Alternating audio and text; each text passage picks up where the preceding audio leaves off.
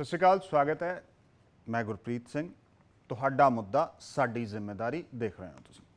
अज एक होर अहम इशू ते टॉपिक ते चर्चा करांगे। दरअसल केंद्र सरकार ते सूबा सरकार दे विचकार फंडां नूं लैके ते फंडां दे बकाए नूं लैके आपस दे विच सिंह फसे आ। सूबा सरकार दा कहना है कि केंद्र ने साडा 6800 करोड़ रुपया बकाया है जो देना है और केंद्र वो दे नहीं रहा। दूजे पासे केंद्र सरकार दे ਜਿਹੜੇ कैबिनेट मंत्री ने केंद्रीय सेहत मंत्री मनसुख मांडविया अज लौंगोवाल पहुंचे सी रैली दौरान। उन्होंने इल्ज़ाम लाया कि पंजाब सरकार पैसे का गलत इस्तेमाल करती है। पैसा किसी होर स्कीम के लिए आता तो ट्रांसफर किसी होर स्कीम के लिए कर दिता जाता है। साडे पैसे के राही मुहल्ला क्लीनिक बनाए जा रहे हैं तो उस दे विच फिर जी पिठ हैगी थापड़ी जा रही खुद की। सो ये सारिया चीज़ों के दरम्यान कुल मिला के जिहड़ा हुण रेड़का जां रांद हैगी जिहड़ी वो ये है कि 5800 करोड़ रुपया पंजाब सरकार दसदी है कि बकाया, जिहदे चों 3600 करोड़ रुपया पेंडू विकास फंड का RDF है, वो हले तक बकाया। 600 करोड़ रुपया कौमी सेहत मिशन का NHM का यह पैसा है। इस तो अलावा आयुष्मान भारत योजना के पैसे तो कुछ होर स्कीमां मिला के 1600 करोड़ रुपया, कुल 5800 करोड़ रुपया जिहड़ा वो सरकार कह रही है, पंजाब सरकार कह रही है कि साडा बकाया है और केंद्र सरकार ये बकाया दे नहीं रही।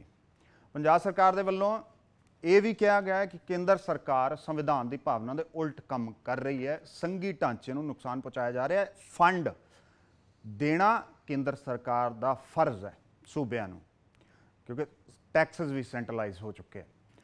उस विचकार जो फंड के सेंटर के कोल जा रहे हैं, सेंटर ने उस तो बाद एलोकेट करने ने सूबे के हक के मुताबिक, तो सूबे का प्रेरोगेटिव है, सूबा सरकार का प्रेरोगेटिव है कि उन्हें खर्चा किस तरीके दे नाल करना है। पर दूजे पासे ना सिर्फ लौंगोवाल वाली रैली बल्कि सदन दे विच भी मनसुख मांडविया एक बार ये कह चुके हैं कि एक पंजाब सरकार तो दूजा आंध्र प्रदेश की सरकार कौम जिहड़ा पैसा है आयुष्मान भारत योजना के तहत जा रहा उन्होंने वो किसी होर पासे ट्रांसफर किया जा रहा, उन्होंने इस पासे इस जिस स्कीम दे विच पैसा भेजा जा रहा है, जिस मंतव जिस मकसद के नाल भेजा जा रहा है वो इस्तेमाल नहीं हो रहा, किसी होर पासे लाया जा रहा है। ये सारिया तमाम जड़ियाँ चीज़ां ने इस नूं लैके रेड़का। और हुण ये कहा जा रहा है कि केंद्र सरकार आयुष्मान भारत योजना का जिहड़ा पैसा है वो ब्लॉक कर दूगी, सूबा सरकार नूं नहीं मिलूगा, क्योंकि सूबा सरकार उस पैसे का गलत इस्तेमाल कर रही है।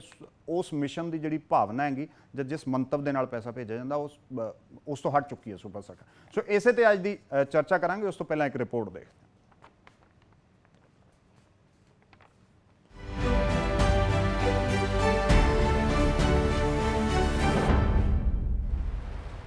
केंद्र ते सूबा सरकारां फिर आमो सामने ने। मामला है केंद्र के वलों भेजे गए फंड का। दरअसल पंजाब सरकार केंद्र तो अपना बकाया मांग रही है। मान सरकार मुताबक भाजपा की अगवाई वाली सरकार जानबुझ के उन्होंने तंग करती है। सूबियां का बनता हक देने वेले भी केंद्र के वलों आनाकानी की जाती है।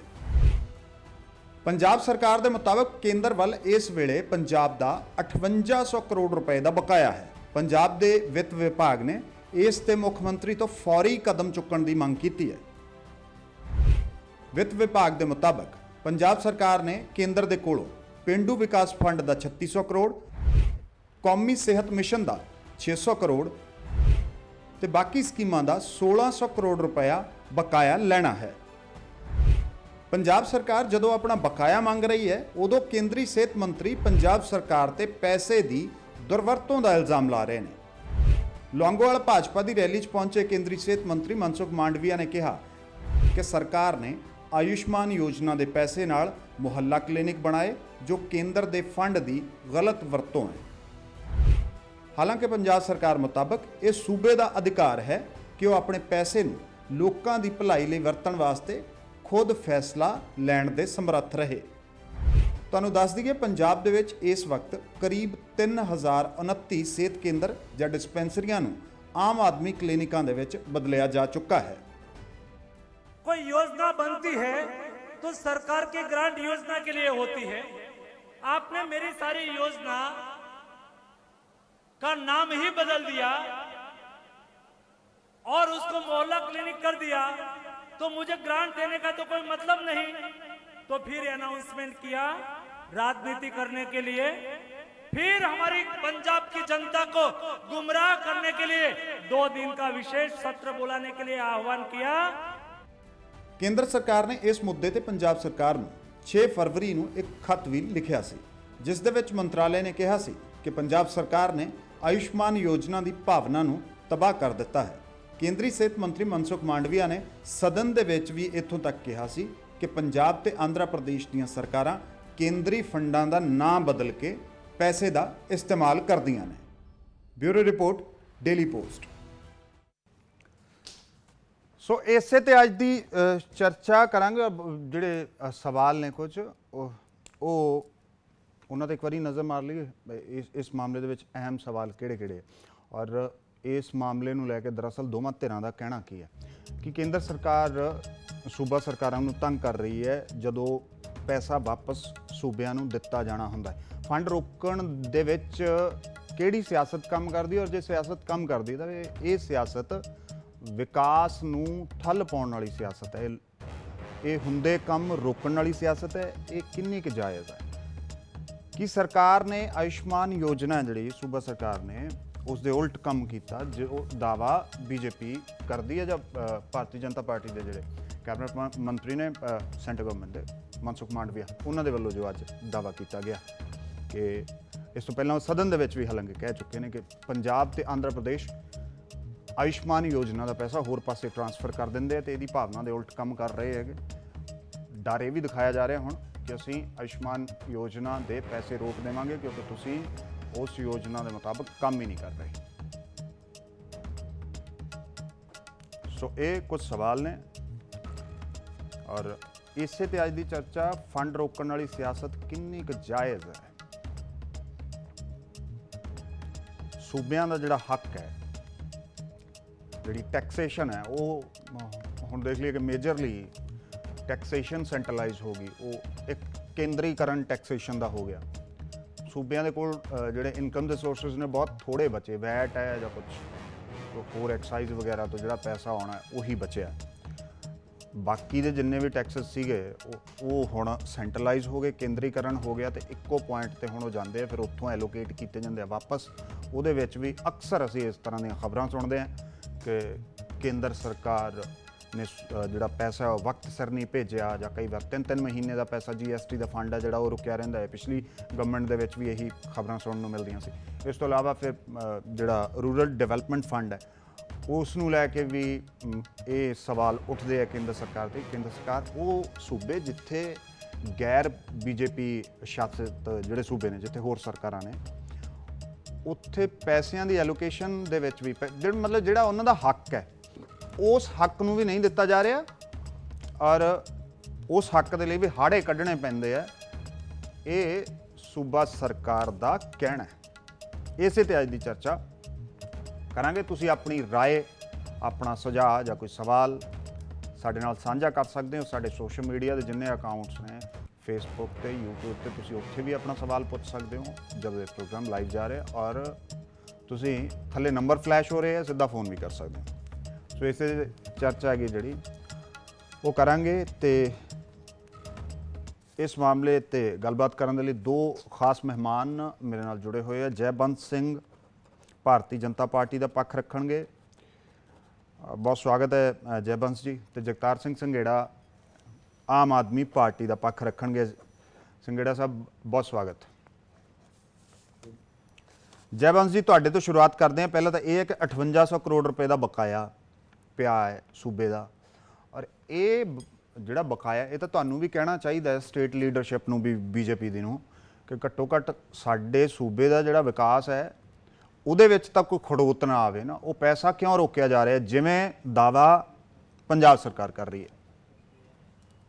ਹਾਂਜੀ, ਥੈਂਕ ਯੂ ਗੁਰਪ੍ਰੀਤ ਜੀ। ਅੱਜ ਦੀ ਡਿਬੇਟ ਬੜੀ ਅਹਿਮ ਹੈ ਤੇ ਅਸੀਂ ਦੋਵੇਂ ਹੈਗੇ ਆ ਇੱਥੇ। ਸੰਘੇੜਾ ਸਾਹਿਬ ਮੇਰੇ ਬੜੇ ਮਿੱਤਰ ਨੇ। ਅਸੀਂ ਇਸ ਗੱਲ ਨੂੰ ਗਹਿਰਾਈ 'ਚ ਜਾਣ ਦੀ ਕੋਸ਼ਿਸ਼ ਕਰਾਂਗੇ ਜੀ। ਤੇ ਤੁਸੀਂ ਥੋੜ੍ਹੀਆਂ ਸਟੇਟਮੈਂਟ ਬਣਾਈਆਂ ਫੰਡ ਰੋਕਣ ਵਾਲੀ ਸਿਆਸਤ।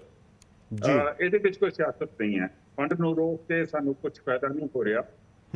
ਇਨਫੈਕਟ ਅਗਰ ਇੱਥੇ ਫੰਡ ਆਉਣਗੇ, ਲੋਕ ਖੁਸ਼ਹਾਲ ਹੋਣਗੇ ਤੇ ਅਸੀਂ ਆਪਣੀਆਂ ਰੈਲੀਆਂ ਦੇ ਵਿੱਚ ਕਹਿ ਸਕਾਂਗੇ ਕਿ ਦੇਖੋ ਅਸੀਂ ਫੰਡ ਦਿੱਤੇ ਸੀਗੇ ਤੇ ਉਹ ਆ ਰਹੇ ਨੇ ਤੇ ਚੱਲ ਰਹੀ ਹੈ ਇਹਦੇ ਵਿੱਚ ਸਾਨੂੰ ਫਿਜ਼ੀਕਲੀ ਕੋਈ ਨਹੀਂ ਹੋ ਗਿਆ ਫੰਡ ਪਰ ਜੈਵੰਸ਼ ਜੀ ਇਹ ਡਰ ਤਾਂ ਦਿਖਾਇਆ ਜਾ ਰਿਹਾ ਨੇ ਕਿ ਅਸੀਂ ਆਯੁਸ਼ਮਾਨ ਭਾਰਤ ਯੋਜਨਾ ਦਾ ਪੈਸਾ ਰੋਕ ਦਾਂਗੇ ਜੇ ਤੁਸੀਂ ਉਹਦੀ ਭਾਵਨਾ ਮੁਤਾਬਕ ਕੰਮ ਨਾ ਕੀਤਾ ਤਾਂ। ਮੇਰੀ ਓਪਨਿੰਗ ਸਟੇਟਮੈਂਟ ਹੈ ਨਾ ਸੁਪਰ ਦੇ ਵਿੱਚ ਅਗਰ ਤੁਸੀਂ ਸਿਚੁਏਟ ਕਰਦੇ ਮੈਂ ਤੁਸੀਂ ਉਹਨਾਂ ਦੇ ਵਿੱਚ ਜਾਣਾ ਤੇ ਫਿਰ ਜੀ ਜੀ ਬੋਲੋ। ਇਹ ਗੱਲ ਜਿਹੜੀ ਮੈਂ ਕਹੀ ਹੈ ਉਹ ਰੋਕ ਕੇ ਕੋਈ ਸਿਆਸਤ ਵਿੱਚ ਕਿਉਂਕਿ ਫੰਡ ਰੋਕ ਕੇ ਸਾਨੂੰ ਨਹੀਂ ਹੋ ਰਿਹਾ। ਦੂਸਰੀ ਗੱਲ क्या इस इनकम फोर्सेस ने अगर या डेथ ने मान लें जो सारे मानते डेथ ने तो ਇਹਦਾ ਕਸੂਰ ਕਿ ਜੈਵੰਸ਼ ਜੀ ਤੁਹਾਡੀ ਆਵਾਜ਼ ਨਹੀਂ ਆ ਰਹੀ। ਪੀਸੀਆਰ ਦੇ ਵੱਲੋਂ ਟੈਕਨੀਕਲ ਟੀਮ ਦੇ ਵੱਲੋਂ ਤੁਹਾਡੀ ਆਵਾਜ਼ ਠੀਕ ਕਰਨ ਦੀ ਕੋਸ਼ਿਸ਼ ਕੀਤੀ ਜਾ ਰਹੀ ਹੈ। ਮੈਂ ਦੁਬਾਰਾ ਤੁਹਾਨੂੰ ਇਹੀ ਸਵਾਲ ਤੇ ਆਪਾਂ ਦੁਬਾਰਾ ਵਾਪਸ ਆਉਣੇ ਸ਼ਾਮਲ ਕਰਦਾ। ਉਦੋਂ ਤੱਕ ਜਗਤਾਰ ਸਿੰਘ ਸੰਘੇੜਾ ਸਾਹਿਬ ਕੀ ਵਜ੍ਹਾ ਤੁਸੀਂ ਕੀ ਇਸ ਦੇ ਪਿੱਛੇ ਵਜ੍ਹਾ ਮੰਨਦੇ ਹੋਗੇ ਇਹ ਪੈਸਾ ਕਿਉਂ ਰੁਕਿਆ? ਦੂਜੇ ਪਾਸੇ ਇਹ ਵੀ ਹੈ ਤੁਸੀਂ ਕਹਿ ਰਹੇ ਹੋ ਕਿ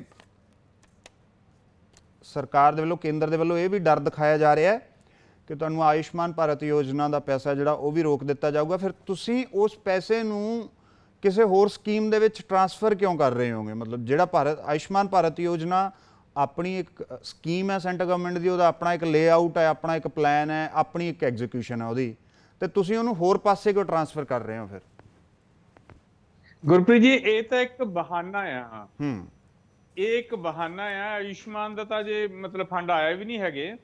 ਈਵਨ ਰੂਰਲ ਡਿਵੈਲਪਮੈਂਟ ਫੀ ਜਿਹੜੀ ਆ, ਰੂਰਲ ਡਿਵੈਲਪਮੈਂਟ ਫੰਡ ਹੈ ਜੀ, ਉਹਦਾ ਤਾਂ ਸੈਂਟਰ ਗਵਰਨਮੈਂਟ ਦਾ ਪੈਸਾ ਵੀ ਨਹੀਂ ਹੈਗਾ।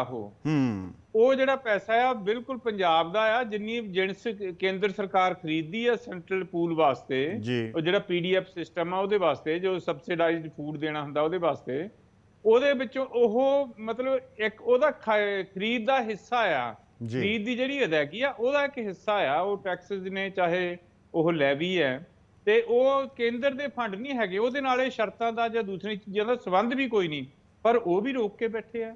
ਐਕਚੁਅਲੀ ਇਹਨਾਂ ਸਾਰੀਆਂ ਚੀਜ਼ਾਂ ਪਿੱਛੇ ਆਯੁਸ਼ਮਾਨ ਭਾਰਤ ਦਾ ਵੀ ਜਿਹੜਾ ਆ, ਤੁਸੀਂ ਆ ਮਹੱਲਾ ਕਲੀਨਿਕਸ ਦੇ ਪਿਛਲੇ ਪਾਸੇ ਜਿਹੜੀ ਤੁਹਾਡੇ ਫੋਟੋਜ਼ ਵੀ ਚੱਲ ਰਹੀਆਂ, ਉੱਥੇ ਲਿਖਿਆ ਹੋਇਆ ਉਹਦੇ ਮਕਸਦ ਵੀ ਸੋਲਵ ਹੋ ਰਹੇ ਆ। ਉਹਦੇ 'ਚ ਕੋਈ ਇਦਾਂ ਨਹੀਂ ਹੈ ਕਿ ਉਹ ਸਕੀਮ ਬੰਦ ਕਰਤੀ ਆ। ਰਾਦਰ ਲੋਕਾਂ ਨੂੰ, ਪੇਸ਼ੈਂਟ ਨੂੰ, ਪੰਜਾਬੀਆਂ ਨੂੰ ਹੋਰ ਸਹੂਲਤ ਹੈ ਕਿ ਬਿਲਕੁਲ ਹੀ ਇਲਾਜ ਫ੍ਰੀ ਕਰਤਾ। ਜਿਹੜਾ ਬੈਸਟ ਮਾਡਲ ਹੈ, ਜਿਹੜਾ ਸਿਹਤ ਦਾ ਬੈਸਟ ਮਾਡਲ ਹੈ, ਮੁੱਢਲੀ ਜਿਹੜੀ ਮੁੱਢਲੇ ਕੇਅਰ ਸੈਂਟਰ ਨੇ ਇਹ ਪ੍ਰਾਇਮਰੀ ਹੈਲਥ ਸੈਂਟਰ, ਤੇ ਉਹ ਜਿਹੜੇ ਲੋਕਾਂ ਦੇ ਵਾਸਤੇ ਫਾਇਦੇਮੰਦ ਆ। ਉਹਦੇ 'ਚ ਇਹਨਾਂ ਨੂੰ ਕੀ ਪ੍ਰੋਬਲਮ ਹੈ? ਅਸਲ 'ਚ ਕੇਂਦਰ ਸਰਕਾਰ ਜਿਹੜੀ ਆ ਉਹ ਸਿਆਸਤ ਕਰ ਰਹੀ ਹੈ ਇਸ ਗੱਲ ਤੇ। ਜਿਹੜੀ ਪੰਜਾਬ ਸਰਕਾਰ ਆ ਉਹ ਸਹੂਲਤਾਂ ਦੇ ਰਹੀ ਆ, ਤੇ ਕੇਂਦਰ ਸਰਕਾਰ ਨੂੰ ਫਿਕਰ ਇਹ ਲੱਗ ਰਿਹਾ ਆ ਕਿ ਪੰਜਾਬ ਸਰਕਾਰ ਜਿਹੜੀ ਆ ਇਹ ਜ਼ਿਆਦਾ ਪਪੂਲਰ ਹੋ ਰਹੀ ਆ। ਭਗਵੰਤ ਮਾਨ ਸਾਹਿਬ ਜ਼ਿਆਦਾ ਪਪੂਲਰ ਹੋ ਰਹੇ ਆ, ਮੁੱਖ ਮੰਤਰੀ ਸਾਹਿਬ ਜਿਹੜੇ ਜ਼ਿਆਦਾ ਪਪੂਲਰ ਹੋ ਰਹੇ ਆ। ਇਹਦਾ ਅਸਰ ਸੂਬਿਆਂ 'ਚ ਵੀ ਜਾਏਗਾ। ਜਿਸ ਤਰ੍ਹਾਂ ਪਹਿਲਾਂ ਦਿੱਲੀ 'ਚ ਇਹ ਸਕੀਮਾਂ ਚੱਲੀਆਂ ਤੇ ਦਿੱਲੀ ਦਾ ਅਸਰ ਪੰਜਾਬ ਤੱਕ ਪਹੁੰਚਿਆ, ਤੇ ਪੰਜਾਬ ਵਿੱਚ ਵੀ ਆਮ ਆਦਮੀ ਪਾਰਟੀ ਦੀ ਸਰਕਾਰ ਬਣ ਗਈ। ਉਹ ਵੀ 92 ਐਮਐਲਏ ਲੋਕਾਂ ਨੇ ਦੇ ਦਿੱਤੇ ਆ। ਸੋ ਇਹਦੇ ਪਿੱਛੇ ਕਿਤੇ ਨਾ ਕਿਤੇ ਸਿਆਸਤ ਕੰਮ ਕਰਦੀ ਹੈ। ਜੋ ਤੁਸੀਂ ਪਹਿਲਾਂ ਗੁਰਪ੍ਰੀਤ ਜੀ ਕਹਿ ਰਹੇ ਸੀਗੇ ਸ਼ੁਰੂ 'ਚ ਕਿ ਇਹ ਸਾਰੇ ਜਿਹੜੇ ਪੈਸਿਆਂ ਦੇ ਨਾਲ ਸ਼ਰਤਾਂ ਕਿਉਂ ਲਾਈਆਂ ਜਾਂਦੀਆਂ, ਉਹ ਗੱਲ ਬਿਲਕੁਲ ਸਹੀ ਹੈ ਕਿ ਸਾਰਾ ਜੀਐਸਟੀ ਸਿਸਟਮ ਲਾਗੂ ਕਰਨ ਨਾਲ ਸਾਰਾ ਕੁਝ ਸੈਂਟਰਲਾਈਜ਼ ਹੋ ਗਿਆ ਆ। ਪਹਿਲਾਂ ਫੰਡ ਸੈਂਟਰ ਨੂੰ ਜਾਂਦੇ ਆ, ਫਿਰ ਸਟੇਟਸ ਦਾ ਸ਼ੇਅਰ ਆਉਂਦਾ ਆ ਵਾਪਸ। ਔਰ ਈਵਨ ਜਿਹੜਾ ਸ਼ੇਅਰ ਆ ਜਿਹਦੇ ਵਿੱਚ ਕੋਈ ਸ਼ਰਤ ਨਹੀਂ ਵੀ ਹੈਗੀ, ਕੋਈ ਪ੍ਰੋਬਲਮ ਨਹੀਂ ਵੀ ਹੈਗੀ, ਉਹਨਾਂ ਦੀ ਵੀ ਦੇਰੀ ਕੀਤੀ ਜਾਂਦੀ ਹੈ। ਤੁਹਾਨੂੰ ਯਾਦ ਹੋਊਗਾ ਕਿ ਜਦੋਂ ਕੈਪਟਨ ਅਮਰਿੰਦਰ ਸਿੰਘ ਮੁੱਖ ਮੰਤਰੀ ਸੀਗੇ, ਇਵਨ ਕਾਂਗਰਸ ਸਰਕਾਰ ਵੇਲੇ ਵੀ ਇਹ ਪ੍ਰੋਬਲਮ ਆਉਂਦੀ ਰਹੀ ਹੈ। ਆਰਡੀਏ ਵੀ ਰੋਕਿਆ ਜਾਂਦਾ ਰਿਹਾ, ਜੀਐਸਟੀ ਦੀਆਂ ਪੇਮੈਂਟਸ ਵੀ ਲੇਟ ਕੀਤੀਆਂ ਜਾ ਰਹੀਆਂ। ਉਸੇ ਤਰ੍ਹਾਂ ਹੀ ਉਹ ਹੁਣ ਉਹਦਾ ਕੁਆਂਟਮ ਵੱਧ ਗਿਆ ਘਟਣ ਦੀ ਬਜਾਏ। ਐਕਚੁਅਲੀ ਅੰਤਰਰਾਸ਼ਟਰੀ ਪੱਧਰ ਤੇ ਜਦੋਂ ਵਪਾਰ ਹੁੰਦਾ ਹੈ ਨਾ, ਜਿਸ ਤਰ੍ਹਾਂ ਅਮਰੀਕਾ ਵਗੈਰਾ ਜਾਂ ਰਸ਼ੀਆ ਜਾਂ ਸੰਘੇੜਾ ਸਾਹਿਬ, ਇਹ ਜਿਹੜਾ 3600 ਕਰੋੜ ਰੁਪਇਆ ਆਰਡੀਐਫ ਦਾ, ਜਦੋਂ ਕਿਸੇ ਨੂੰ ਗ੍ਰਾਂਟ ਦਿੰਦੇ ਆ ਨਾ, ਉਹ ਸ਼ਰਤਾਂ ਲਾਉਂਦੇ ਹੁੰਦੇ ਆ ਤਾਂ ਕਿ ਕਿਸੇ ਨਾ ਕਿਸੇ ਤਰ੍ਹਾਂ ਅਧੀਨਗੀ ਰੱਖੀ ਜਾਵੇ, ਉਹਨਾਂ ਕੰਟਰੀਜ਼ ਨੂੰ ਬਹੁਤਾ ਉੱਪਰ ਨਾ ਉੱਠਣ ਦਿੱਤਾ ਜਾਵੇ। ਉਹ ਗ੍ਰਾਂਟ ਨੇ ਏਡ ਦੇ ਦੇਣੀ, ਸਹਾਇਤਾ ਕਰ ਦੇਣੀ, ਉਹਦੇ ਨਾਲ ਸ਼ਰਤਾਂ ਕੁਝ ਇਸ ਤਰ੍ਹਾਂ ਦੀਆਂ ਲਾ ਦੇਣੀਆਂ ਜਿਹਦੇ ਨਾਲ ਉਹ ਸਿਆਸੀ ਤੌਰ ਤੇ ਜਾਂ ਆਰਥਿਕ ਤੌਰ ਤੇ ਉਹਨਾਂ ਤੇ ਡਿਪੈਂਡੈਂਟ ਰਹਿਣ, ਔਰ ਉਹਨਾਂ ਦੇ ਹੀ ਵਰਲਡ ਲੈਵਲ ਤੇ ਸਿਆਸਤ ਜਿਹੜੀ ਉਹਦੇ ਗਰੁੱਪ ਜਿਹੇ 'ਚ ਰਹਿਣ। ਸੋ ਇਸ ਤਰ੍ਹਾਂ ਕੇਂਦਰ ਸਰਕਾਰ ਜਿਹੜੀ ਹੈ ਨਾ, ਜ਼ਿਆਦਾ ਕੰਟਰੋਲ ਕਰਨ ਦੇ ਚੱਕਰ 'ਚ ਜਾਂ ਕਮਜ਼ੋਰ ਕਰਨ ਦੇ ਚੱਕਰ 'ਚ ਹੁਣ ਪੰਜਾਬ ਦਾ ਆਰਡੀਐਫ ਦਾ ਪੈਸਾ ਰੁਕਿਆ, ਪਿੰਡਾਂ ਦਾ ਵਿਕਾਸ ਰੁਕਦਾ ਹੈ, ਉਹਦੇ ਨਾਲ ਲੋਕਾਂ ਦਾ ਹੀ ਨੁਕਸਾਨ ਹੁੰਦਾ ਹੈ, ਪਬਲਿਕ ਦਾ ਹੀ ਨੁਕਸਾਨ ਹੁੰਦਾ ਹੈ। ਅੱਛਾ ਸੰਘੇੜਾ ਸਾਹਿਬ, ਮੈਂ ਉਹੀ ਜਾਣਨਾ ਚਾਹ ਰਿਹਾ ਸੀਗਾ ਕਿ ਜਿਹੜਾ ਆਰਡੀਐਫ ਦਾ ਪੈਸਾ ਇਹ ਕਿੰਨੇ ਸੀਜ਼ਨ ਦਾ ਹੈ? ਸਿਰਫ ਪਿਛਲੇ ਸੀਜ਼ਨ ਦਾ ਹੈ ਜਾਂ ਉਸ ਤੋਂ ਪਹਿਲਾਂ ਦਾ ਵੀ ਹੈ? ਸਾਡੇ ਵੇਲੇ ਸੀਜ਼ਨ ਦਾ ਤਾਂ ਪੈਸਾ ਆਇਆ ਹੀ ਕੋਈ ਨਹੀਂ। ਹਾਂ ਦੋਨੋਂ ਹੀ ਸੀਜ਼ਨ ਤਾਂ ਪਿਆ, 2 ਹੀ ਸੀਜ਼ਨ ਲੰਘਿਆ ਨਾ ਹਾਂਜੀ, ਮਾਰਕੀਟਿੰਗ ਹਾਂਜੀ, ਹਾਂਜੀ, ਸੀਜ਼ਨ। ਬਿਲਕੁਲ, ਤੇ ਹਾਂ। ਸਾਨੂੰ ਇਹ ਕਿਸ ਤਰ੍ਹਾਂ ਕਹਿ ਸਕਦੇ ਆ ਕਿ ਤੁਸੀਂ ਮਿਸਯੂਜ਼ ਕਰ ਲਿਆ ਜਾਂ ਉਹਨੂੰ ਰੀਐਪਰੋਪਰੀਏਟ ਕਰ ਲਿਆ, ਕਿਸੇ ਹੋਰ ਹੈੱਡ 'ਚ ਪਾ ਲਿਆ ਜਾਂ ਕਿਸ ਤਰ੍ਹਾਂ। ਤੇ ਨਾਲੇ ਇਹ ਜੋ ਕੁਝ ਹੋਇਆ ਸੀਗਾ ਪਿਛਲੀ ਸਰਕਾਰ ਵੇਲੇ ਹੋਇਆ ਸੀਗਾ। ਠੀਕ ਹੈ, ਉਸ ਤੋਂ ਮੈਂ ਹੁਣ ਬਾਅਦ ਇਹੀ ਸਵਾਲ ਜੈਬੰਸ ਜੀ ਤੋਂ ਲੈ ਲੈਣਾ। ਜੈਬੰਸ ਜੀ, ਇੱਕ ਤਾਂ ਉਹੀ ਕਿ ਆਰਡੀਐਫ ਹੈ ਜਿਹੜਾ, ਉਹ ਤਾਂ ਦੇਖੋ ਜਿਹੜੀ ਕਮਿਸ਼ਨ ਹੈ, ਜਿਹੜਾ ਮੰਡੀ ਫੀਸ ਹੈ, ਉਹ ਪੈਸਾ ਤਾਂ ਸਿੱਧਾ ਸਿੱਧਾ ਪੰਜਾਬ ਦਾ ਹੱਕ। ਜਗਤਾਰ ਸਿੰਘ ਸੰਘੇੜਾ ਕਹਿ ਰਹੇ ਉਹ ਵੀ 3600 ਕਰੋੜ ਰੁਪਇਆ ਉਹ ਵੀ ਬਕਾਇਆ ਹੈ। ਔਰ ਜਦੋਂ ਦੀ ਸੰਘੇੜਾ ਸਾਹਿਬ ਕਹਿ ਰਹੇ ਕਿ ਆਮ ਆਦਮੀ ਪਾਰਟੀ ਦੀ ਸਰਕਾਰ ਬਣੀ ਹੈ, ਉਦੋਂ ਦਾ ਕੋਈ ਪੈਸਾ ਅਜੇ ਤੱਕ ਆਰਡੀਐਫ ਦਾ ਨਹੀਂ ਆਇਆ।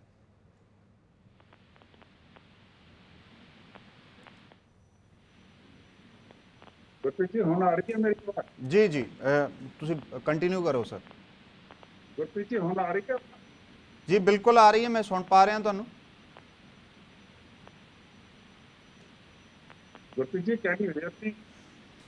ਮੈਂ ਸੁਣ ਪਾ ਰਿਹਾ ਜੈਬੰਸ ਜੀ ਤੁਹਾਨੂੰ, ਤੁਸੀਂ ਆਪਣੀ ਗੱਲ ਕੰਟੀਨਿਊ ਕਰ ਸਕਦੇ ਹੋ। ਆਵਾਜ਼ ਆ ਰਹੀ ਹੈ ਜੈਬੰਸ ਸਿੰਘ ਜੀ ਤੁਹਾਡੀ?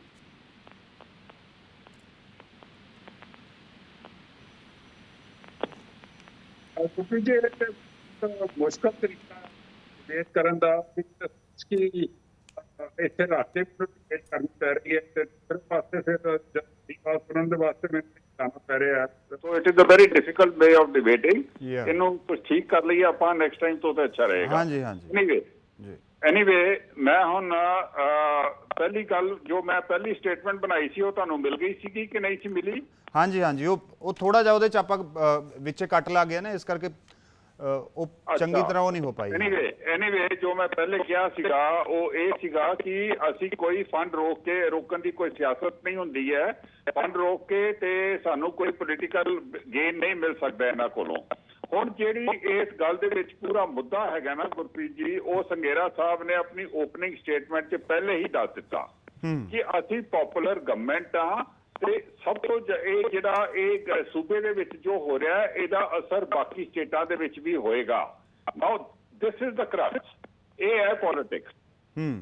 ਇਹ ਕੀ ਕਰਨਾ ਚਾਹੁੰਦੇ ਨੇ? ਇਹ ਦਿਖਾਣਾ ਚਾਹੁੰਦੇ ਨੇ ਕਿ ਸਾਨੂੰ ਫੰਡ ਨਹੀਂ ਮਿਲ ਰਹੇ ਨੇ ਕਿਉਂਕਿ ਇਹਨਾਂ ਨੂੰ ਇਹ ਉਮੀਦ ਹੈਗੀ ਹੈ ਕਿ ਐਸੀਆਂ ਗੱਲਾਂ ਕਰਕੇ ਅਸੀਂ ਆਪਣੀ ਛਵੀ ਜਿਹੜੀ ਹੈ ਫॉर द ਪਾਰਲੀਮੈਂਟਰੀ ਇਲੈਕਸ਼ਨ ਦੂਸਰੀ ਸਟੇਟਸ ਦੇ ਵਿੱਚ ਵਧਾ ਲਵਾਂਗੇ। ਠੀਕ ਹੈ, ਉਹ ਗੱਲ ਜਿਹੜੀ ਹੈ ਉਹ ਹੋਣੀ ਨਹੀਂ ਹੈ ਗੁਰਪ੍ਰੀਤ ਜੀ। ਜੀ ਤੇ ਇਹਦੇ 'ਚ ਪ੍ਰੋਬਲਮ ਇਹ ਹੈ ਕਿ ਆਮ ਆਦਮੀ ਪਾਰਟੀ ਦੀਆਂ ਜਿਹੜੀਆਂ ਐਂਬੀਸ਼ਨਸ ਨੇ, ਪਾਰਟੀ ਆਪਣੇ ਪੰਜਾਬ ਦੇ ਉੱਤੇ ਪੈਰ ਰੱਖ ਕੇ ਤੇ ਦੂਸਰੇ ਸੂਬਿਆਂ ਦੇ ਵਿੱਚ ਵਧਣਾ ਚਾਹੁੰਦੀ ਹੈ। ਇਹ ਕੰਮ ਜਿਹੜਾ ਇਹ ਇਹਨਾਂ ਦਾ ਗਲਤ ਹੈ। ਇਹਦੇ ਨਾਲ ਬਹੁਤ ਜ਼ਿਆਦਾ ਨੁਕਸਾਨ ਹੋ ਰਿਹਾ ਹੈ ਪੰਜਾਬ ਨੂੰ। ਸੋ ਇਸ ਚੀਜ਼ ਨੂੰ ਥੋੜਾ ਜਿਹਾ ਦੇਖਣਾ ਪਏਗਾ, ਪੰਜਾਬੀਆਂ ਨੂੰ ਵੀ ਦੇਖਣਾ ਪਏਗਾ। ਹੁਣ ਆਰਡੀਐਫ ਦਾ ਜਿਹੜਾ ਇਹ ਕਹਿ ਰਹੇ ਹੋ ਤੁਸੀਂ ਕਿ ਆਰਡੀਐਫ ਆਣੀ ਹੈ, ਮੈਂ ਤੁਹਾਨੂੰ ਦੱਸ ਦਵਾਂ ਸੰਘੇੜਾ ਸਾਹਿਬ ਤੇ ਪੁਰਾਣੇ ਹੈਗੇ ਨੇ, ਅੱਛੀ ਤਰ੍ਹਾਂ ਨਾਲ ਸਮਝਦੇ ਨੇ ਸਭ ਕੁਝ ਕਿ ਪਹਿਲੀ ਵਾਰੀ ਜਦੋਂ ਆਰਡੀਐਫ ਆਣੀ ਸੀਗੀ ਉਦੋਂ ਵੀ ਇਹਨਾਂ ਨੇ ਉਹਦੇ ਜਿਹੜੇ ਸੋਰਸਿਸ ਸੀਗੇ ਉਹ ਦਿੱਤੇ ਨਹੀਂ। ਉਹਦੇ ਜਿਹੜੇ ਕੀ ਕਹਿੰਦੇ ਨੇ ਬਿਲਸ ਨੇ ਉਹ ਨਹੀਂ ਸੀ ਦਿੱਤੇ। ਉਦੋਂ ਗਵਰਨਮੈਂਟ ਨੇ ਕਿਹਾ ਸੀਗਾ ਕੋਈ ਗੱਲ ਨਹੀਂ ਅਸੀਂ ਤੁਹਾਨੂੰ ਇਹ ਪੈਸੇ ਦੇ ਰਹੇ ਹਾਂ, ਤੁਸੀਂ ਇਹਦੇ ਦੁਬਾਰਾ ਬਿੱਲ ਜਿਹੜੇ ਨੇ ਉਹ ਬਾਅਦ ਚ ਪੇਸ਼ ਕਰ ਦਿਓ। ਪਰ ਐਸਾ ਕੁਝ ਹੋਇਆ ਨਹੀਂ, ਇਹਨਾਂ ਨੇ ਬਿੱਲ ਦਿੱਤੇ ਨਹੀਂ। ਹੁਣ ਇਹ ਕਿਉਂਕਿ ਇਹ ਜਿਹੜੀ ਪੈਸੇ ਨੇ ਉਹਨੂੰ ਮਿਸਯੂਜ਼ ਕਰਦੇ ਨੇ, ਦੂਜੇ ਪਾਸੇ ਕਿਤਰੇ ਲਗਾ ਦਿੰਦੇ ਨੇ। ਇਹਦੇ 'ਚ ਕੋਈ ਗਵਰਨਮੈਂਟ ਦਾ ਕੰਮ ਨਹੀਂ ਹੈ। ਇਹ ਕੈਗ ਦੀ ਰਿਕੁਆਇਰਮੈਂਟ ਹੈਗੀ ਹੈ ਕਿ ਜਦੋਂ ਤੱਕ ਤੁਸੀਂ ਪੈਸੇ ਤੁਹਾਨੂੰ ਨਹੀਂ ਮਿਲਣਗੇ ਉਦੋਂ ਤੱਕ ਨੈਕਸਟ ਅਮਾਉਂਟ ਜਿਹੜਾ ਹੈ ਉਹ ਅਲਾਟ ਨਹੀਂ ਹੋ ਸਕਦਾ। ਇਹਦੇ 'ਚ ਕੋਈ ਗਵਰਨਮੈਂਟ ਕੋਈ ਪੋਲੀਟੀਕਲ ਇਸ਼ੂ ਨਹੀਂ ਹੈ। ਇਹਦੇ 'ਚ ਅਕਾਊਂਟਿੰਗ ਇਸ਼ੂ ਹੈ ਜਿਹੜਾ ਸੀਏਜੀ ਨੂੰ ਆਨਸਰ ਦੇਣਾ ਪੈਂਦਾ ਹੈ।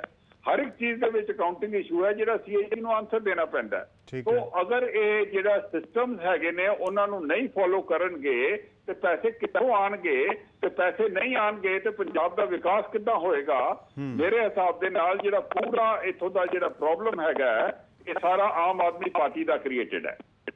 ਠੀਕ ਹੈ, ਆਮ ਆਦਮੀ ਪਾਰਟੀ ਦੇ ਵੱਲੋਂ। ਪਰ ਸੰਘੇੜਾ ਸਾਹਿਬ ਜੋ ਗੱਲ ਜੈਬੰਸ ਜੀ ਜੋ ਗੱਲ ਸੰਘੇੜਾ ਸਾਹਿਬ ਕਹਿ ਰਹੇ ਹੈ ਕਿ 3600 ਕਰੋੜ ਰੁਪਇਆ ਸਿਰਫ ਆਰਡੀਐਫ ਦਾ ਬਕਾਇਆ ਔਰ ਉਹ ਪਿਛਲੇ 2 ਸੀਜ਼ਨਾਂ ਦਾ ਨਹੀਂ, ਉਸ ਤੋਂ ਵੀ ਪਹਿਲਾਂ ਦਾ ਖੜਾ ਹੈਗਾ, ਉਹ ਕਿਉਂ ਨਹੀਂ ਦਿੱਤਾ ਜਾ ਰਿਹਾ? ਹੁਣ ਉਹਦੇ ਵਿੱਚ ਵੀ ਮਤਲਬ ਉਹ ਸਾਰਾ ਬਿਲਸ ਦੀ ਪ੍ਰੋਬਲਮ ਹੈ ਹਾਲੇ ਤੱਕ ਚੱਲ ਰਹੀ।